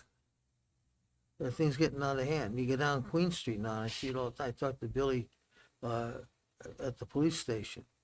You get killed driving down that street. It is out of hand, totally out of hand. Lee. Where's the money for the police force? At the budget meeting, I'm gonna have a lot of questions for the Board of Ed, I'll tell you that right now. That expense, has anybody looked at the number of students that we had 20 years ago to what we have now? It's gone down, down, down. Senior citizens have gone way, way up in this town, but the number of students in this town have become less and less and less. But we got more teachers in this town, we've got an athletic director, but now we gotta have an assistant athletic director. Are people looking at these things? Are they looking at the cost and saying that, why?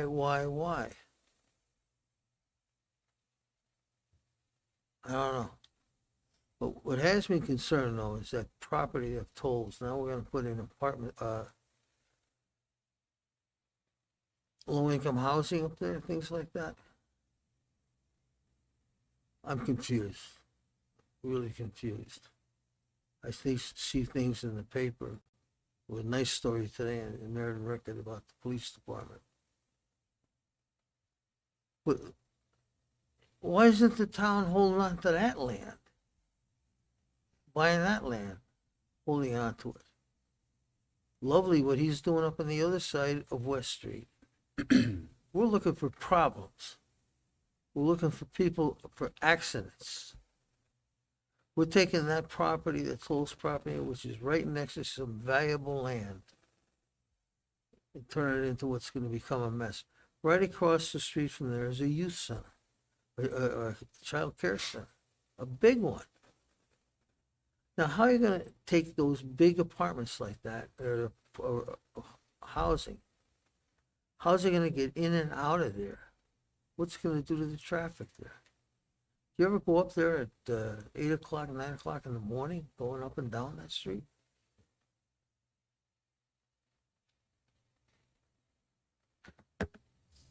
Thank you. Thank you, Mr. Roberge.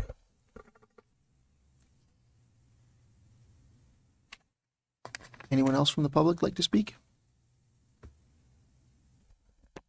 Going once?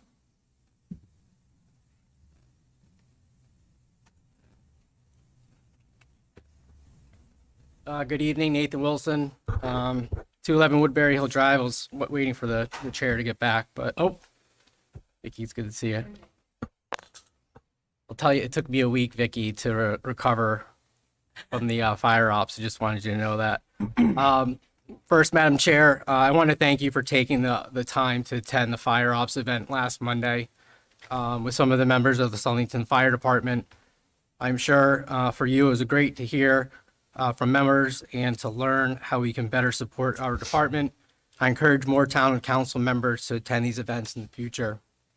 But Madam Chair, this is not the first time you and I have come together in our roles to show support for our fire department.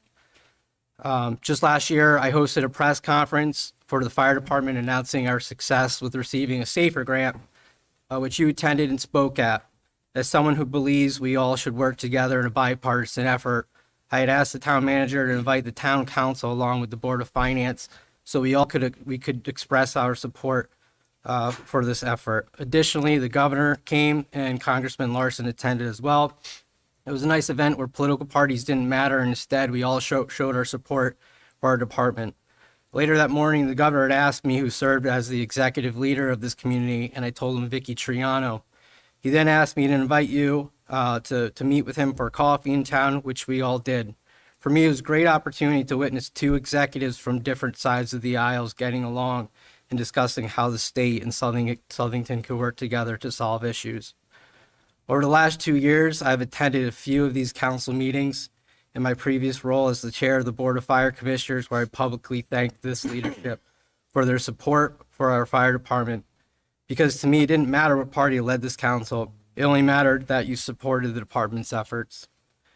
My point, Madam Chair, is that I really care about our fire department, but I also care about open government and transparency, so residents know what's going on.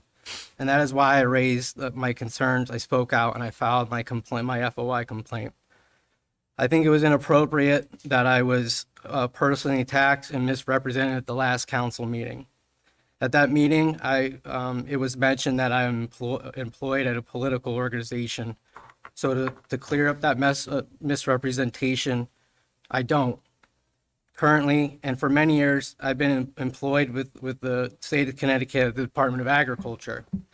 But those comments against me were an exact concern I have with this body. You can do good things for this town and support the council, but when you come to raise a concern or oppose something, you run a risk of being publicly shamed or misrepresented. How does that encourage people to come and speak up when they are concerned or oppose something? Just because people may not agree or may have a concern doesn't mean that you're politically motivated. It could just mean that you're concerned and that about an issue that impacts them. Lastly, I want to readdress my FOI complaint and some comments that were made at the last meeting. I filed a complaint with the Freedom of Information Commission, not with the town, but I didn't run my complaint by the town attorney, and you ask why. The two reasons I didn't is because the Freedom of Information regulations doesn't say that I'm supposed to file my complaint locally. It says to file it with the commission, which is what I did. Second, the last experience I had when I consulted a town attorney on a legal matter, it took over 6 months to get an advisory opinion to be processed. With FOI complaints, you only have 30 days from the alleged offense. And I respectfully don't agree with the town attorney's statement. And I will let the Freedom of Information Commission review my complaint and the evidence that I had provided. Thank you. Thank you, Nate. Anyone else tonight? Yes, come on, Rich.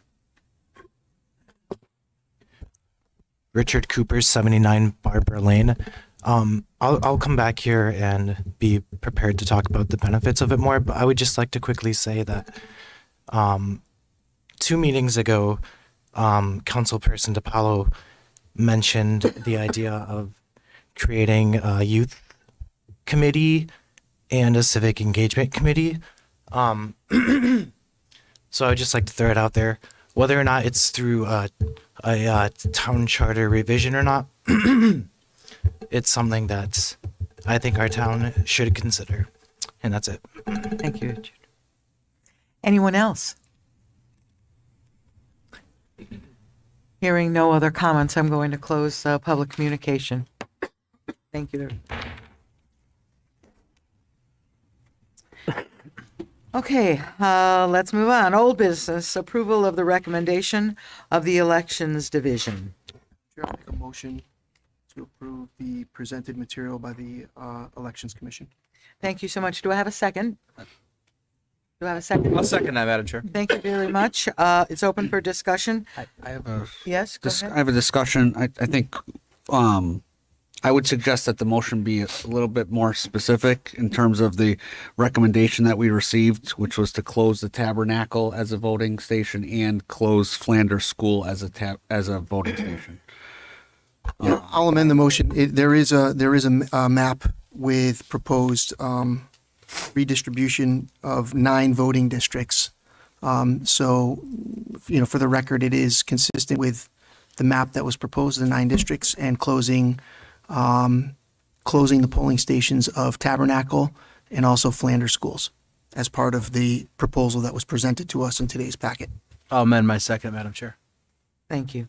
Any further discussion? Yes, Val? So, Madam Chair, I guess that's where my concern is, that we're not, if it came before us, we can't do anything really with it. So why are we even voting on it? Like, Because why do we have to I believe approve we it have if to it- do it. Is that by a statute or? I believe we have to. The reason why you're here, Joe, is it has to be approved by the chief legislative body?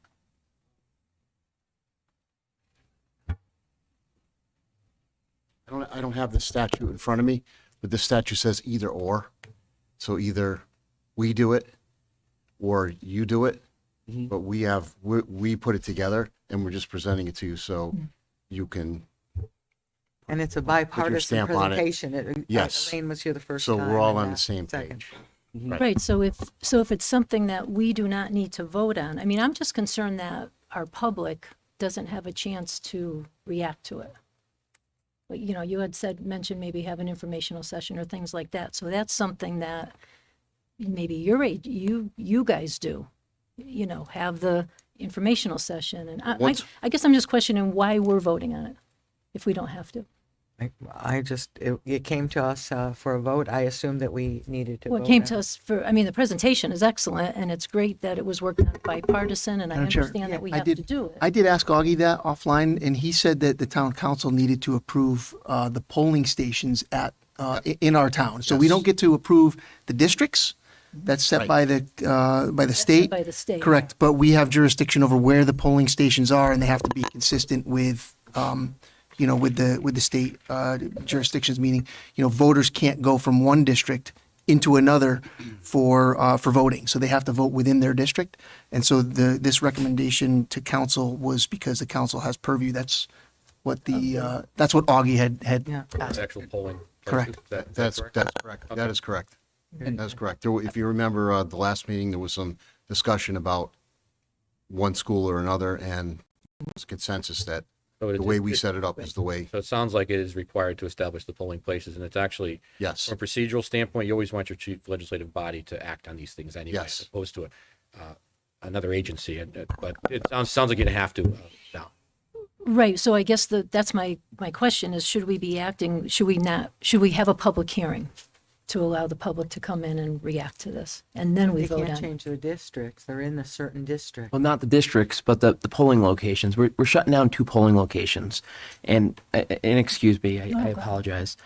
So we're closing down 2 polling locations. We've all seen lines at the polling locations on presidential years. Those are huge voter turnouts. And again, Mr. Chaplinsky mentions 37 voters per hour. Well, that's over, the course of the day. There's spikes in the morning time, lunchtime, and the evening time. We've all poll stand. We've all seen that. I think what Councilwoman DePaulo is trying to say is that we should be listening to our community, and having open, transparent government, is the open part is listening, having a hearing.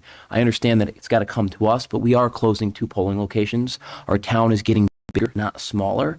And I think, again, it's just part of the process. I quickly looked up as well that we have to do this at least 31 days before an election. There's primary seasons coming up. That's about 4 months out. So again, for us to have a hearing in 2 weeks from now, I don't think delaying this, 14 days would be an issue. I encourage the public to come out. I was at the Board of Finance meeting, at 1 p.m., for the hearing. There was no turnout because it's 1 p.m.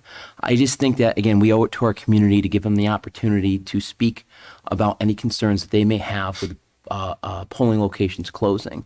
You have off of Welch Road, huge development. The Tabernacle, it's got low numbers, but again, with Welch Road, that's a huge development over there. And then, there's the West Street, the Tolles property, more rental property there, residential property. So it's only going to increase. And I think what we have to do is listen to the community. So there's Madam Chair, I'd also like to just make sure it's clear, because Mr. Perry mentioned lines. The presentation that came before us said that the number of lines that will be available to the public in the new proposal will be the same as the old proposal. So the lines that were at 1, in other words, if there were 4 lines at 2 schools, those 4 lines will then exist in other schools. It was presented that the number of lines the number of available lines will still be the same. So hopefully, Mr. Perry, it will also even out and maybe even make things a little bit better, that we're going to bring those in and make them available in other locations. So I'm not sure that a public hearing is needed. It seems like a very small change to me. Driving from Tabernacle, for example, to Kelly School, and going to DePaulo instead of Flanders, or Thalberg instead of Flanders. I think as long as we can let people know in advance, which I think you've already committed to doing. Yes. To me, sounds like a reasonable approach. And, in today's day and age, I think last meeting, they said it was something like 130 or 140 volunteers are needed town-wide. Hopefully, this will also help in that regard as well. Unfortunately, the state has imposed this on us. This is the state legislature who has imposed this on us. So we have to react to the state legislature. So if we want to talk to the majority in the state legislature about the decisions that they make that impact our community, I think that's where we should focus our efforts. But when something comes to our town and now we have to deal with it, then we should be listening to our residents as well. Are there any other comments? There's Yes. a motion. Yeah, I have And a a couple second. comments. So again, I get the state is the one that gerrymandered our town, and Augie mentioned that at the previous meeting. I get that, but polling locations obviously is us. This isn't our state body that is deciding to close 2 polling locations. This is the council that's deciding to close 2 polling locations. So I would like to make a motion to add or to postpone this and have a public hearing to at least listen to the public and, again, give them the opportunity to speak. This will also show, again, that we're having a hearing. It will get the word out there that there's change coming. And if they don't like the change, then they could come speak. And they'll get their attention. So this is just another way of marketing it of what's going on. There is a motion before us. Motion to table, correct? Are you making a motion to table? I'm making a motion to table. Well, I guess my question There's is. a motion, so Yeah, to if you want table us to and. table this motion? Yes, and Okay, have a is there a public hearing. second to table the motion? I'll second, Madam Chair. Okay, so there's is there any further discussion on? Oh, there's no discussion on tabling. Let's call the roll. Please, Madam Clerk. Perry, Yes. Chaplinsky, No. Del Santo, No. DePaulo, Yes. Lombardi, No. Morelli, No. Triano. No. The motion to table is defeated. We have a motion on the floor and seconded. Any further comments? I have one quick comment. Again, I want to thank the elections department staff that were here this evening, and they clearly understand Mr. Perry's concerns, other concerns that have been brought up, the issue of long lines. They presented commentary on all of those items, and I appreciate that, and I think the both registrars of voters, Democrat and Republicans, understands that it is a big change for the town, and we're trying our best here to get ahead of it and show the taxpayers and the voters that this is going to be a benefit. This is going to alleviate the long lines. This hopefully will make more people vote, because we hear it all the time. If people have to, if it's difficult to vote, they're not going to vote. And I think everything that the elections group did with this process was very transparent, very informative, and I will be supporting the change this evening. Okay, thank you. Are we ready to move the motion? I think we are. So the motion is to accept the recommendation of the election committee, a bipartisan committee. So Madam Clerk, would you call the roll, please? Perry, No. Chaplinsky, Yes, absolutely. Del Santo, Yes. DiPaolo, No. Lombardi, Yes. Morelli, Yes. Triano. Yes, thank you, everybody. Okay, moving on. Item B. Item B, scheduling of a public hearing for the flag ordinance. Madam, Yes, Madam go- Chair, Yeah. I would like to schedule a public hearing for the flag ordinance for Monday, April 25th at 7 p.m. Do I have a second? I have a second from Jim.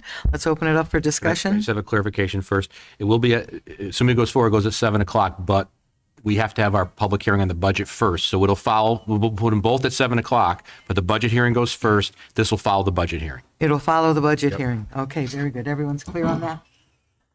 Okay, we're opening it up for discussion.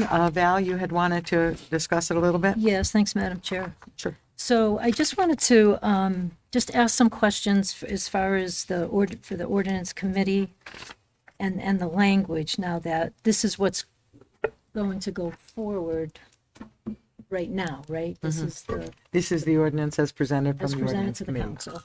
Okay. So in the language where it talks about flags that can be in the town of Southington may be flown or affixed, was there any discussion about temporary flagpoles? Alex, do you want? Yeah. I mean, I don't know who's going to be able, because I know Yeah, Bill's be- not here, so. Yeah, I prefer not to answer the questions, only because I'm chairing this committee and I feel uncomfortable. There was no discussion regarding temporary flagpoles. So if, so no discussion about like, if someone wanted to come to the municipal center, have a temporary flagpole, stand with it, that would be okay. Would there Is be that any to me or enforcement? the chairwoman? Yeah, That was to me or to to you, I believe, yeah. That was discussed ad nauseum. And yes, that's a First Amendment right. Anybody can Absolutely. fly their flag on their body, the town green. Put up a temporary flagpole? If they're holding it, if they're with it. If they're with it. In the audience here. Yeah, that was discussed. That was a very long part of the deliberations. And encouraged also, I might add. Okay, it was encouraged? Sure. And so so was there any discussion about enforcement of the flag ordinance itself? Or was it just discussion about enforcement of, say, a temporary flagpole? You know, or somebody standing with a flag? I would just say there was no discussion Somebody about- couldn't put up a flagpole and then leave it. Right. Right? Then they would have There to. was discussion. The Deputy Chief Palmeri led that discussion, how the police department protects First Amendment rights. But if somebody leaves something, it would be treated the same as if someone left a personal item there as well. Okay. The language that talks about an official departmental flag, if adopted. So does that mean something can be adopted after the ordinance. I think that's specifically to the police and fire department, is that Right, correct? yep. Yeah. So, Neither, so if the police or fire department don't have an official departmental flag, I'm assuming they do. right. No, they don't. But if they wanted to change it, let's say, They currently do not have a flag.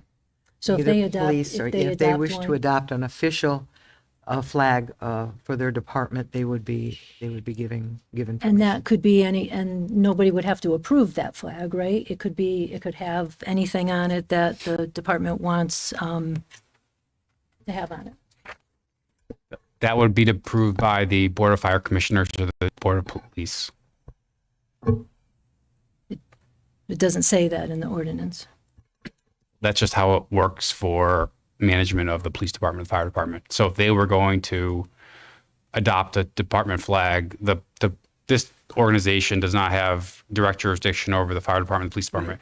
Right. The boards do. So the boards would be the ones who would be able to implement a department flag.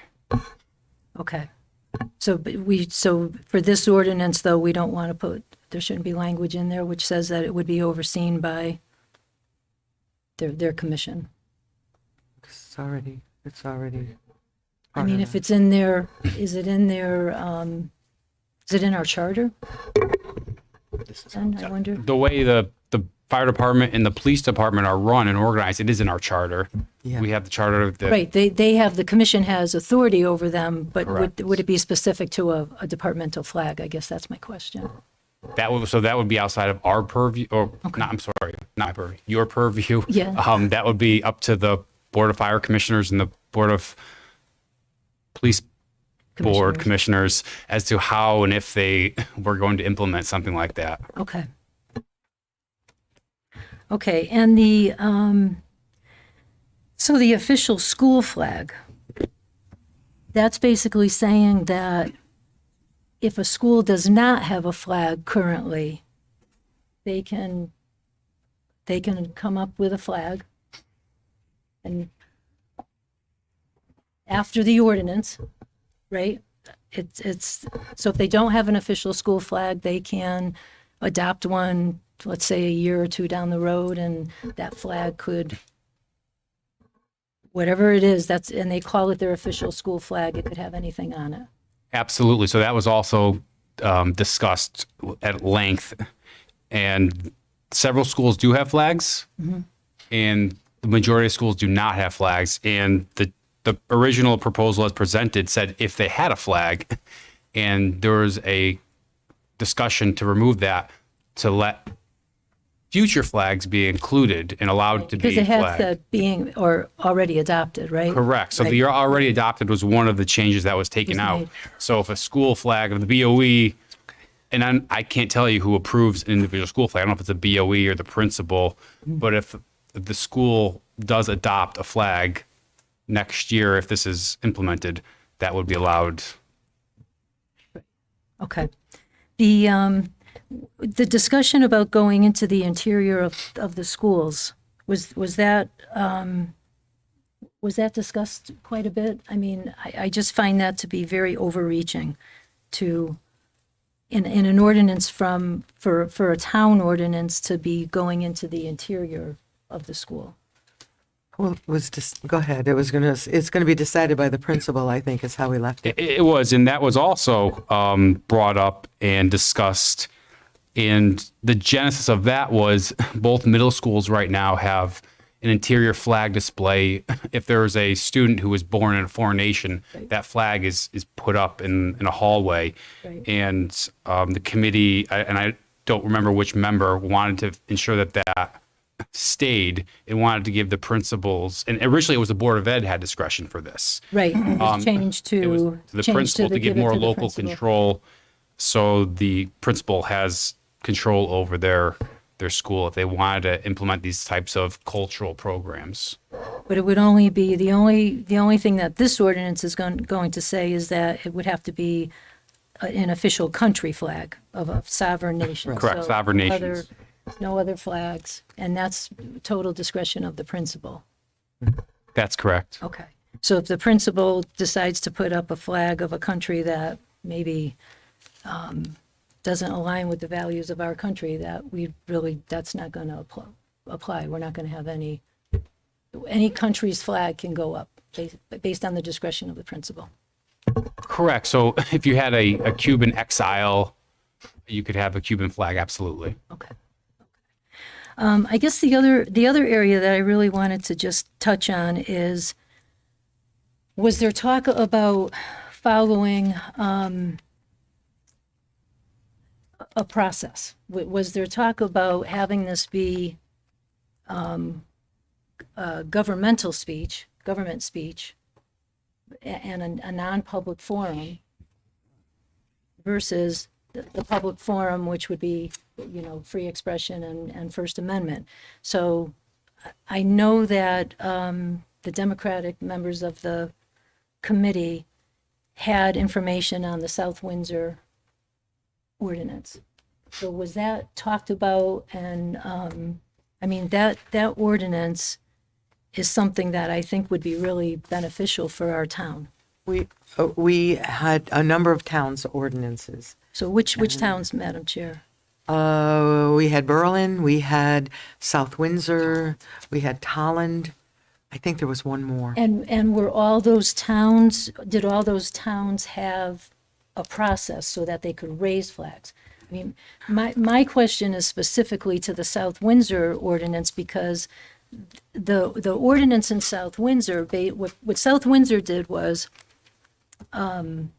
they designated a flagpole. They have a community house, and they put up a flagpole, and they called it a designated flagpole. And it's specifically for this type of expression. Public expression, right? Public expression, but it's government speech. So it's government speech that the town of South Windsor believes that they can get behind. And they have a purpose, they have a process, and it's the designated flagpole, and they have an application process. And it does come back, their town, it does come back to the council, that the council has to make the decision, a majority of the council. I've done a little bit of research. Some towns will have the town manager, along with maybe a small committee, make the decision on an application process. So it just offers a really good alternative, so that we don't have to use government speech to suppress a number of flags that could be beneficial, to be able to have, civic involvement and civic engagement and, inclusion and all that. So I'm just wondering I just want the public to be aware of it, so that at a public hearing, these issues can be raised. The committee felt, some of the committee felt that the United States of American flag is inclusive. It covers all of the immigrants who came to this country with an ideal. It covers people of various religious beliefs, ethnicity, preferences. It covers us all, and that was the most important thing, I think, that we got out of it, that we felt that the United States flag is by its very nature inclusive. And so that's just to answer your question. Right. Well, but Madam Chair, that's not answering my question. Was there thought given to, rather than limiting to the 4 flags and doing this type of an ordinance, was there thought to do a different type of ordinance? We explored all of it. We explored different processes. Everyone had a chance to speak, and that was the ordinance that was drafted. Okay, and I just want to also mention the case, the City of Boston case, that I believe the Ordinance Committee did probably talk about that quite a bit. Very interesting. I was able to listen to the oral arguments at the Supreme Court on that case. And so the concern that I have, one concern that I have is this ordinance is moving forward, and it's been raised that this case is of concern, right? And it's been emphasized that because this case is out there. But it's not the cornerstone of this. No, but it's been just mentioned. talked about. It's Sure. talked about. Yeah. But it's a case that hasn't been decided yet. And when you listen to the oral arguments, it's very interesting listening to the justices and the questions that they had in the oral arguments, because a lot of them seem to be leaning towards possibly affirming the lower court decision for the city of Boston. So I guess it's a little bit of a concern to me that this case, I don't know what the rush is to do this ordinance. Why not wait for something like this case to have an opinion by June? Because I don't think it's going to make any difference for Southington.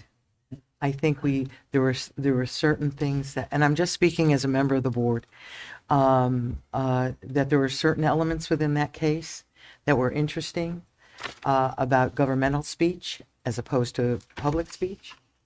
And it helped us. One of the charges that we had was that we wanted it to be focused and simple and so that everyone could understand it. And so that's why we came up with this. There was discussion. This was not unanimous. There was discussion. And so, however, the vote was taken, and it's been brought now to the council for a scheduled public hearing. So that's where we are. Okay. Okay. Yeah. Madam Chair? Yes, go ahead. Most importantly on this whole process here is, if there's going to be a public hearing at the next meeting, where can the residents review the proposed ordinance? Are we going to publicize this for residents to review? I provided the minutes to the town clerk this afternoon, and attached to the minutes is the original ordinance that was presented at the beginning of the meeting, and then a copy of the ordinance that you have tonight in front of you, which was recommended by the ordinance committee. So the public can All access ordinances, it? all ordinances are required to be published in the newspaper, Okay. and it'll be posted on the town website. Okay, thank you. Madam Chair, if I can just wanted to thank a couple folks for getting this to where we are. First, Councilperson DiPaolo, I know we had original discussions. You had requested that this go to committee. So I just wanted to thank everybody for getting this to committee. So, while we're having some debate about, the specifics here, I wanted to just recognize the collaboration both at this board and also at the subcommittee level, because, Councilwoman DiPaolo also mentioned that originally that you wanted, one of your original concerns was that we had BOE flags out there that could possibly be impacted by the original proposal, and that we should really do our due diligence in looking at that. I'm glad that the committee did that to identify that there were school flags out there, sovereign nation flags, and then also I'm glad even on the floor that in a bipartisan way that the committee worked to adapt the language on new flags, department flags, et cetera. So I think the feedback and the modification speaks to the collaboration that was going on. So I wanted to thank everybody for that. And to the town attorney, just for the process, after the public hearing, the final draft would come back to the council, right? Correct. So the proposed ordinance, which is in your packet, will be published. That's what the public hearing will be based on. After the public hearing, if it gets voted and goes to a public hearing, then this council can vote on adopting the ordinance as presented. On that night? That night, another night, absolutely. And then once it's adopted, there's a time frame before it's effective? There is. We need to publish it, and then I don't have it off the top like of my 21 head. But is it there's 21 days? the time period that it gets published and before it goes into effect. Either 20 or 21 days. Yeah, 2021. 20. So it's published and then it's effective, the ordinance is not in effect. Correct. Absolutely. Thank you. So, Madam Chair, I have a question. So, just to clarify, if this evening we recognized a team in town for, again, their accomplishment, so if our schools win the championship and they wanted to fly a championship flag, they wouldn't be able to do that? They could put a banner up, or they could do something like that. That flagpole would fly the American flag, the state flag, the town flag, the MIA and POW flag, or any other flag that the American Legion would request. Okay. Madam Chair, just briefly, not the Southington Veterans Committee. I meant has I'm sorry, not jurisdiction. American Legion.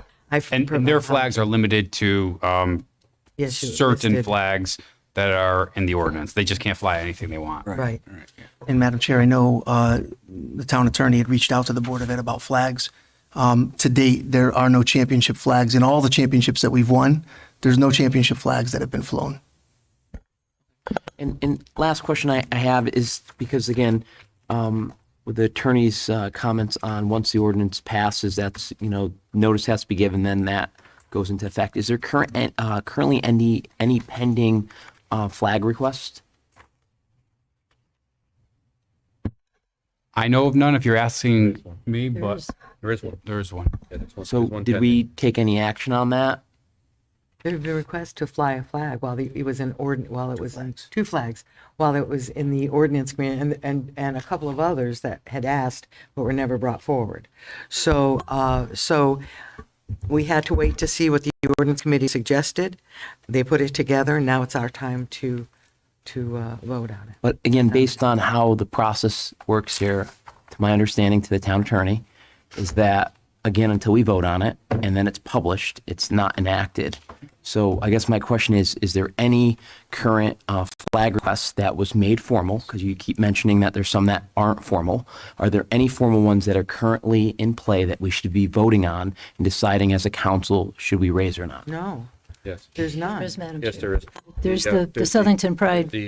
The Ukraine flag, which you did offline, and then there's the pride request that was put in, which hasn't been acted on yet. You were waiting to hear what. To hear from the that's what I meant. Yeah, waiting to hear from the. Well, just, I want to be clear, Madam Chair, on the Southington Pride request, that was made on February 9th to the town manager, not knowing that the proposed flag, that there was going to be a proposed flag But the ordinance. town attorney did.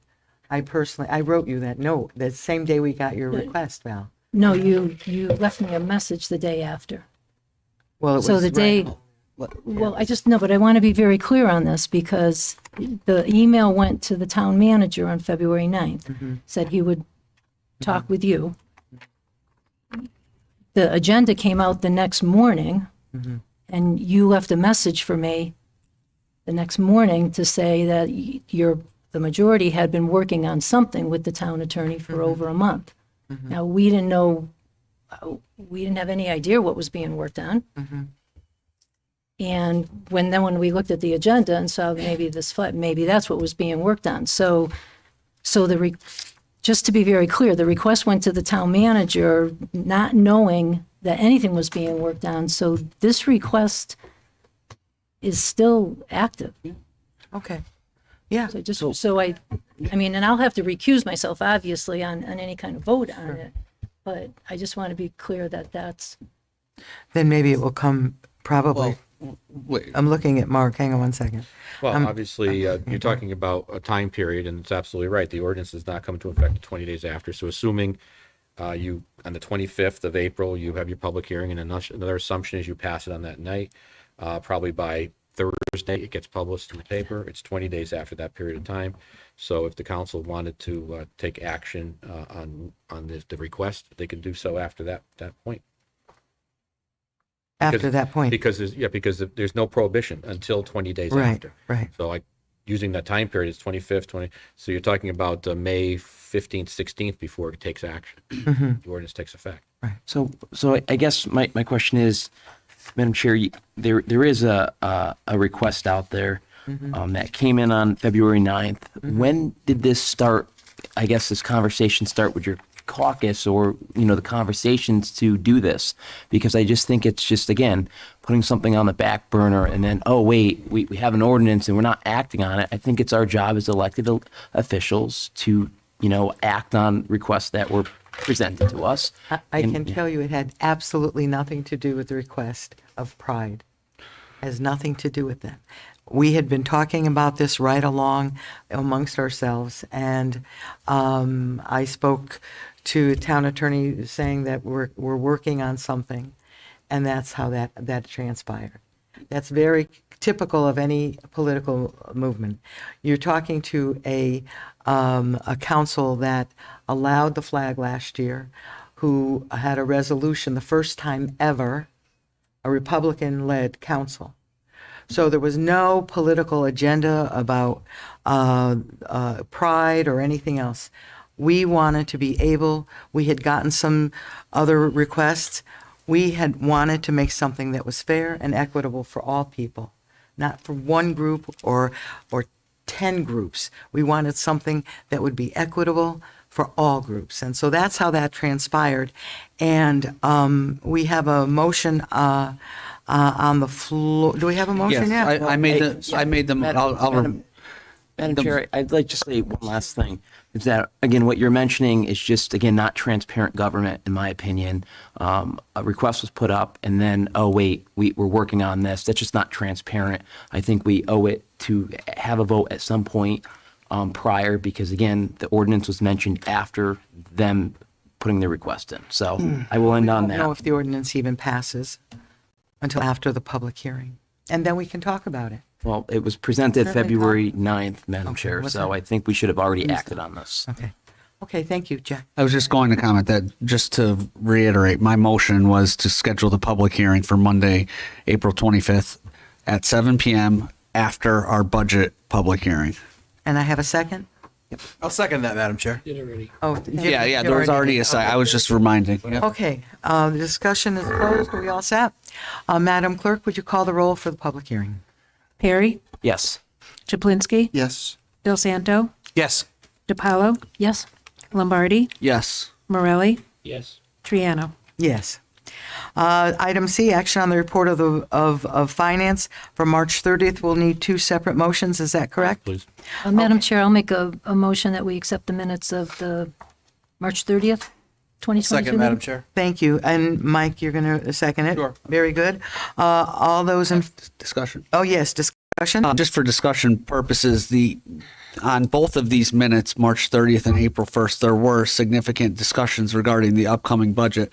I'm voting in favor of the minutes because I think they were true and accurate, but I know that some of the things that were discussed will be further discussed on the council floor when we have our budget discussions. So, Very good. Any other discussion? Would you call the roll, Madam Clerk? Perry, Yes. Chaplinsky, Yes. Del Santo, Yes. DiPaolo, Yes. Lombardi, yes. Morelli, Yes. Triano. Yes. For April 1st? Madam Chair, I'll make that motion. Thank you. Do I have a second? I'll second, Madam Chair. Thank you very much, Mike. Any discussion on April 1st? Would you please call the roll? Perry, Yes. Chaplinsky, Yes. Del Santo, Yes. DiPaolo, Yes. Lombardi, Yes. Morelli, Yes. Triano. Yes. Item D, referral of the 824 bond ordinance to planning and zoning. Madam Chair, I'll make that motion to refer the matter to 8-24 for planning and zoning. Do I have a second? I'll second that, Madam Chair. Thank you, Jim. Any Chair, discussion? that'll be Yes? at their May 3rd meeting. At the May 3rd meeting. The planning and zoning, May 3rd. That's correct. Yeah. Yeah. You're good. You're not. Please call the roll, Madam Clerk. Perry, Yes. Chaplinsky, Yes. Del Santo, Yes. DiPaolo, Yes. Lombardi, Yes. Morelli, Yes. Triano. Yes. Action E, on the referral for a public hearing to the Board of Finance of bond ordinance. Madam Chair, I'll make the motion. Thank you, Mike. Special public hearing for the bond ordinance. Second? Second, Madam Chair. Thank you.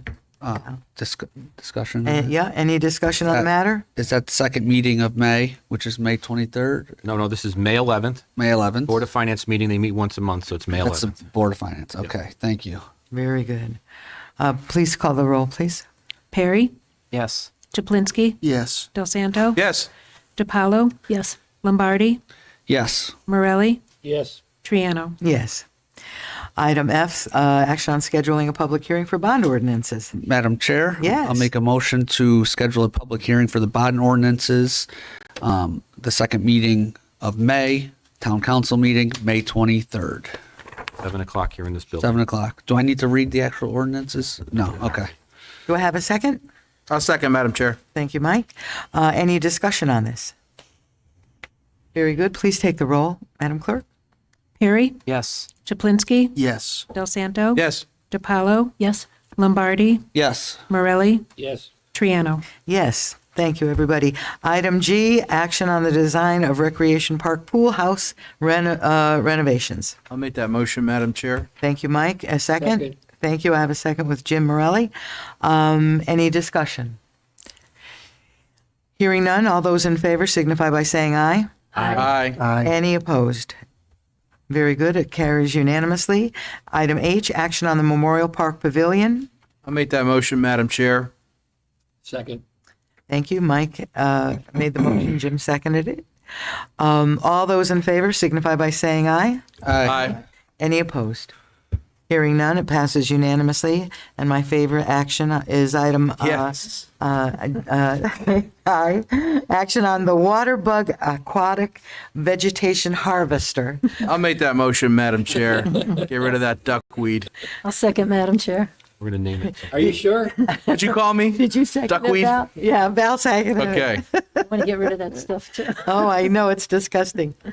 All those in, any discussion? No discussion? Madam Chair? Yes, go ahead. I just got a couple quick questions on that. Whose budget is that coming out of? Is that coming out of the Public Works? Well, actually, that's the Parks Plan, right? The Capital Parks Plan. Parks Plan. The Parks, okay. Not the ARA Parks money, the previously approved Parks money. Okay. That is it? Is that it? And Madam Chair, I do have a video. I'll send it out to the council. I gotta Oh, track it down. It's please. on YouTube. I It's can't so wait cool. to see it. All those in favor signify by saying aye. Aye. Any opposed? We're doing great. Okay, new business. Item A, tax refunds. I make a motion to approve the tax refund packets that were presented to us. Thank you. Second, Do I- Madam Chair. You have a second, Val, right? All those in favor signify by saying aye. Aye. Any opposed?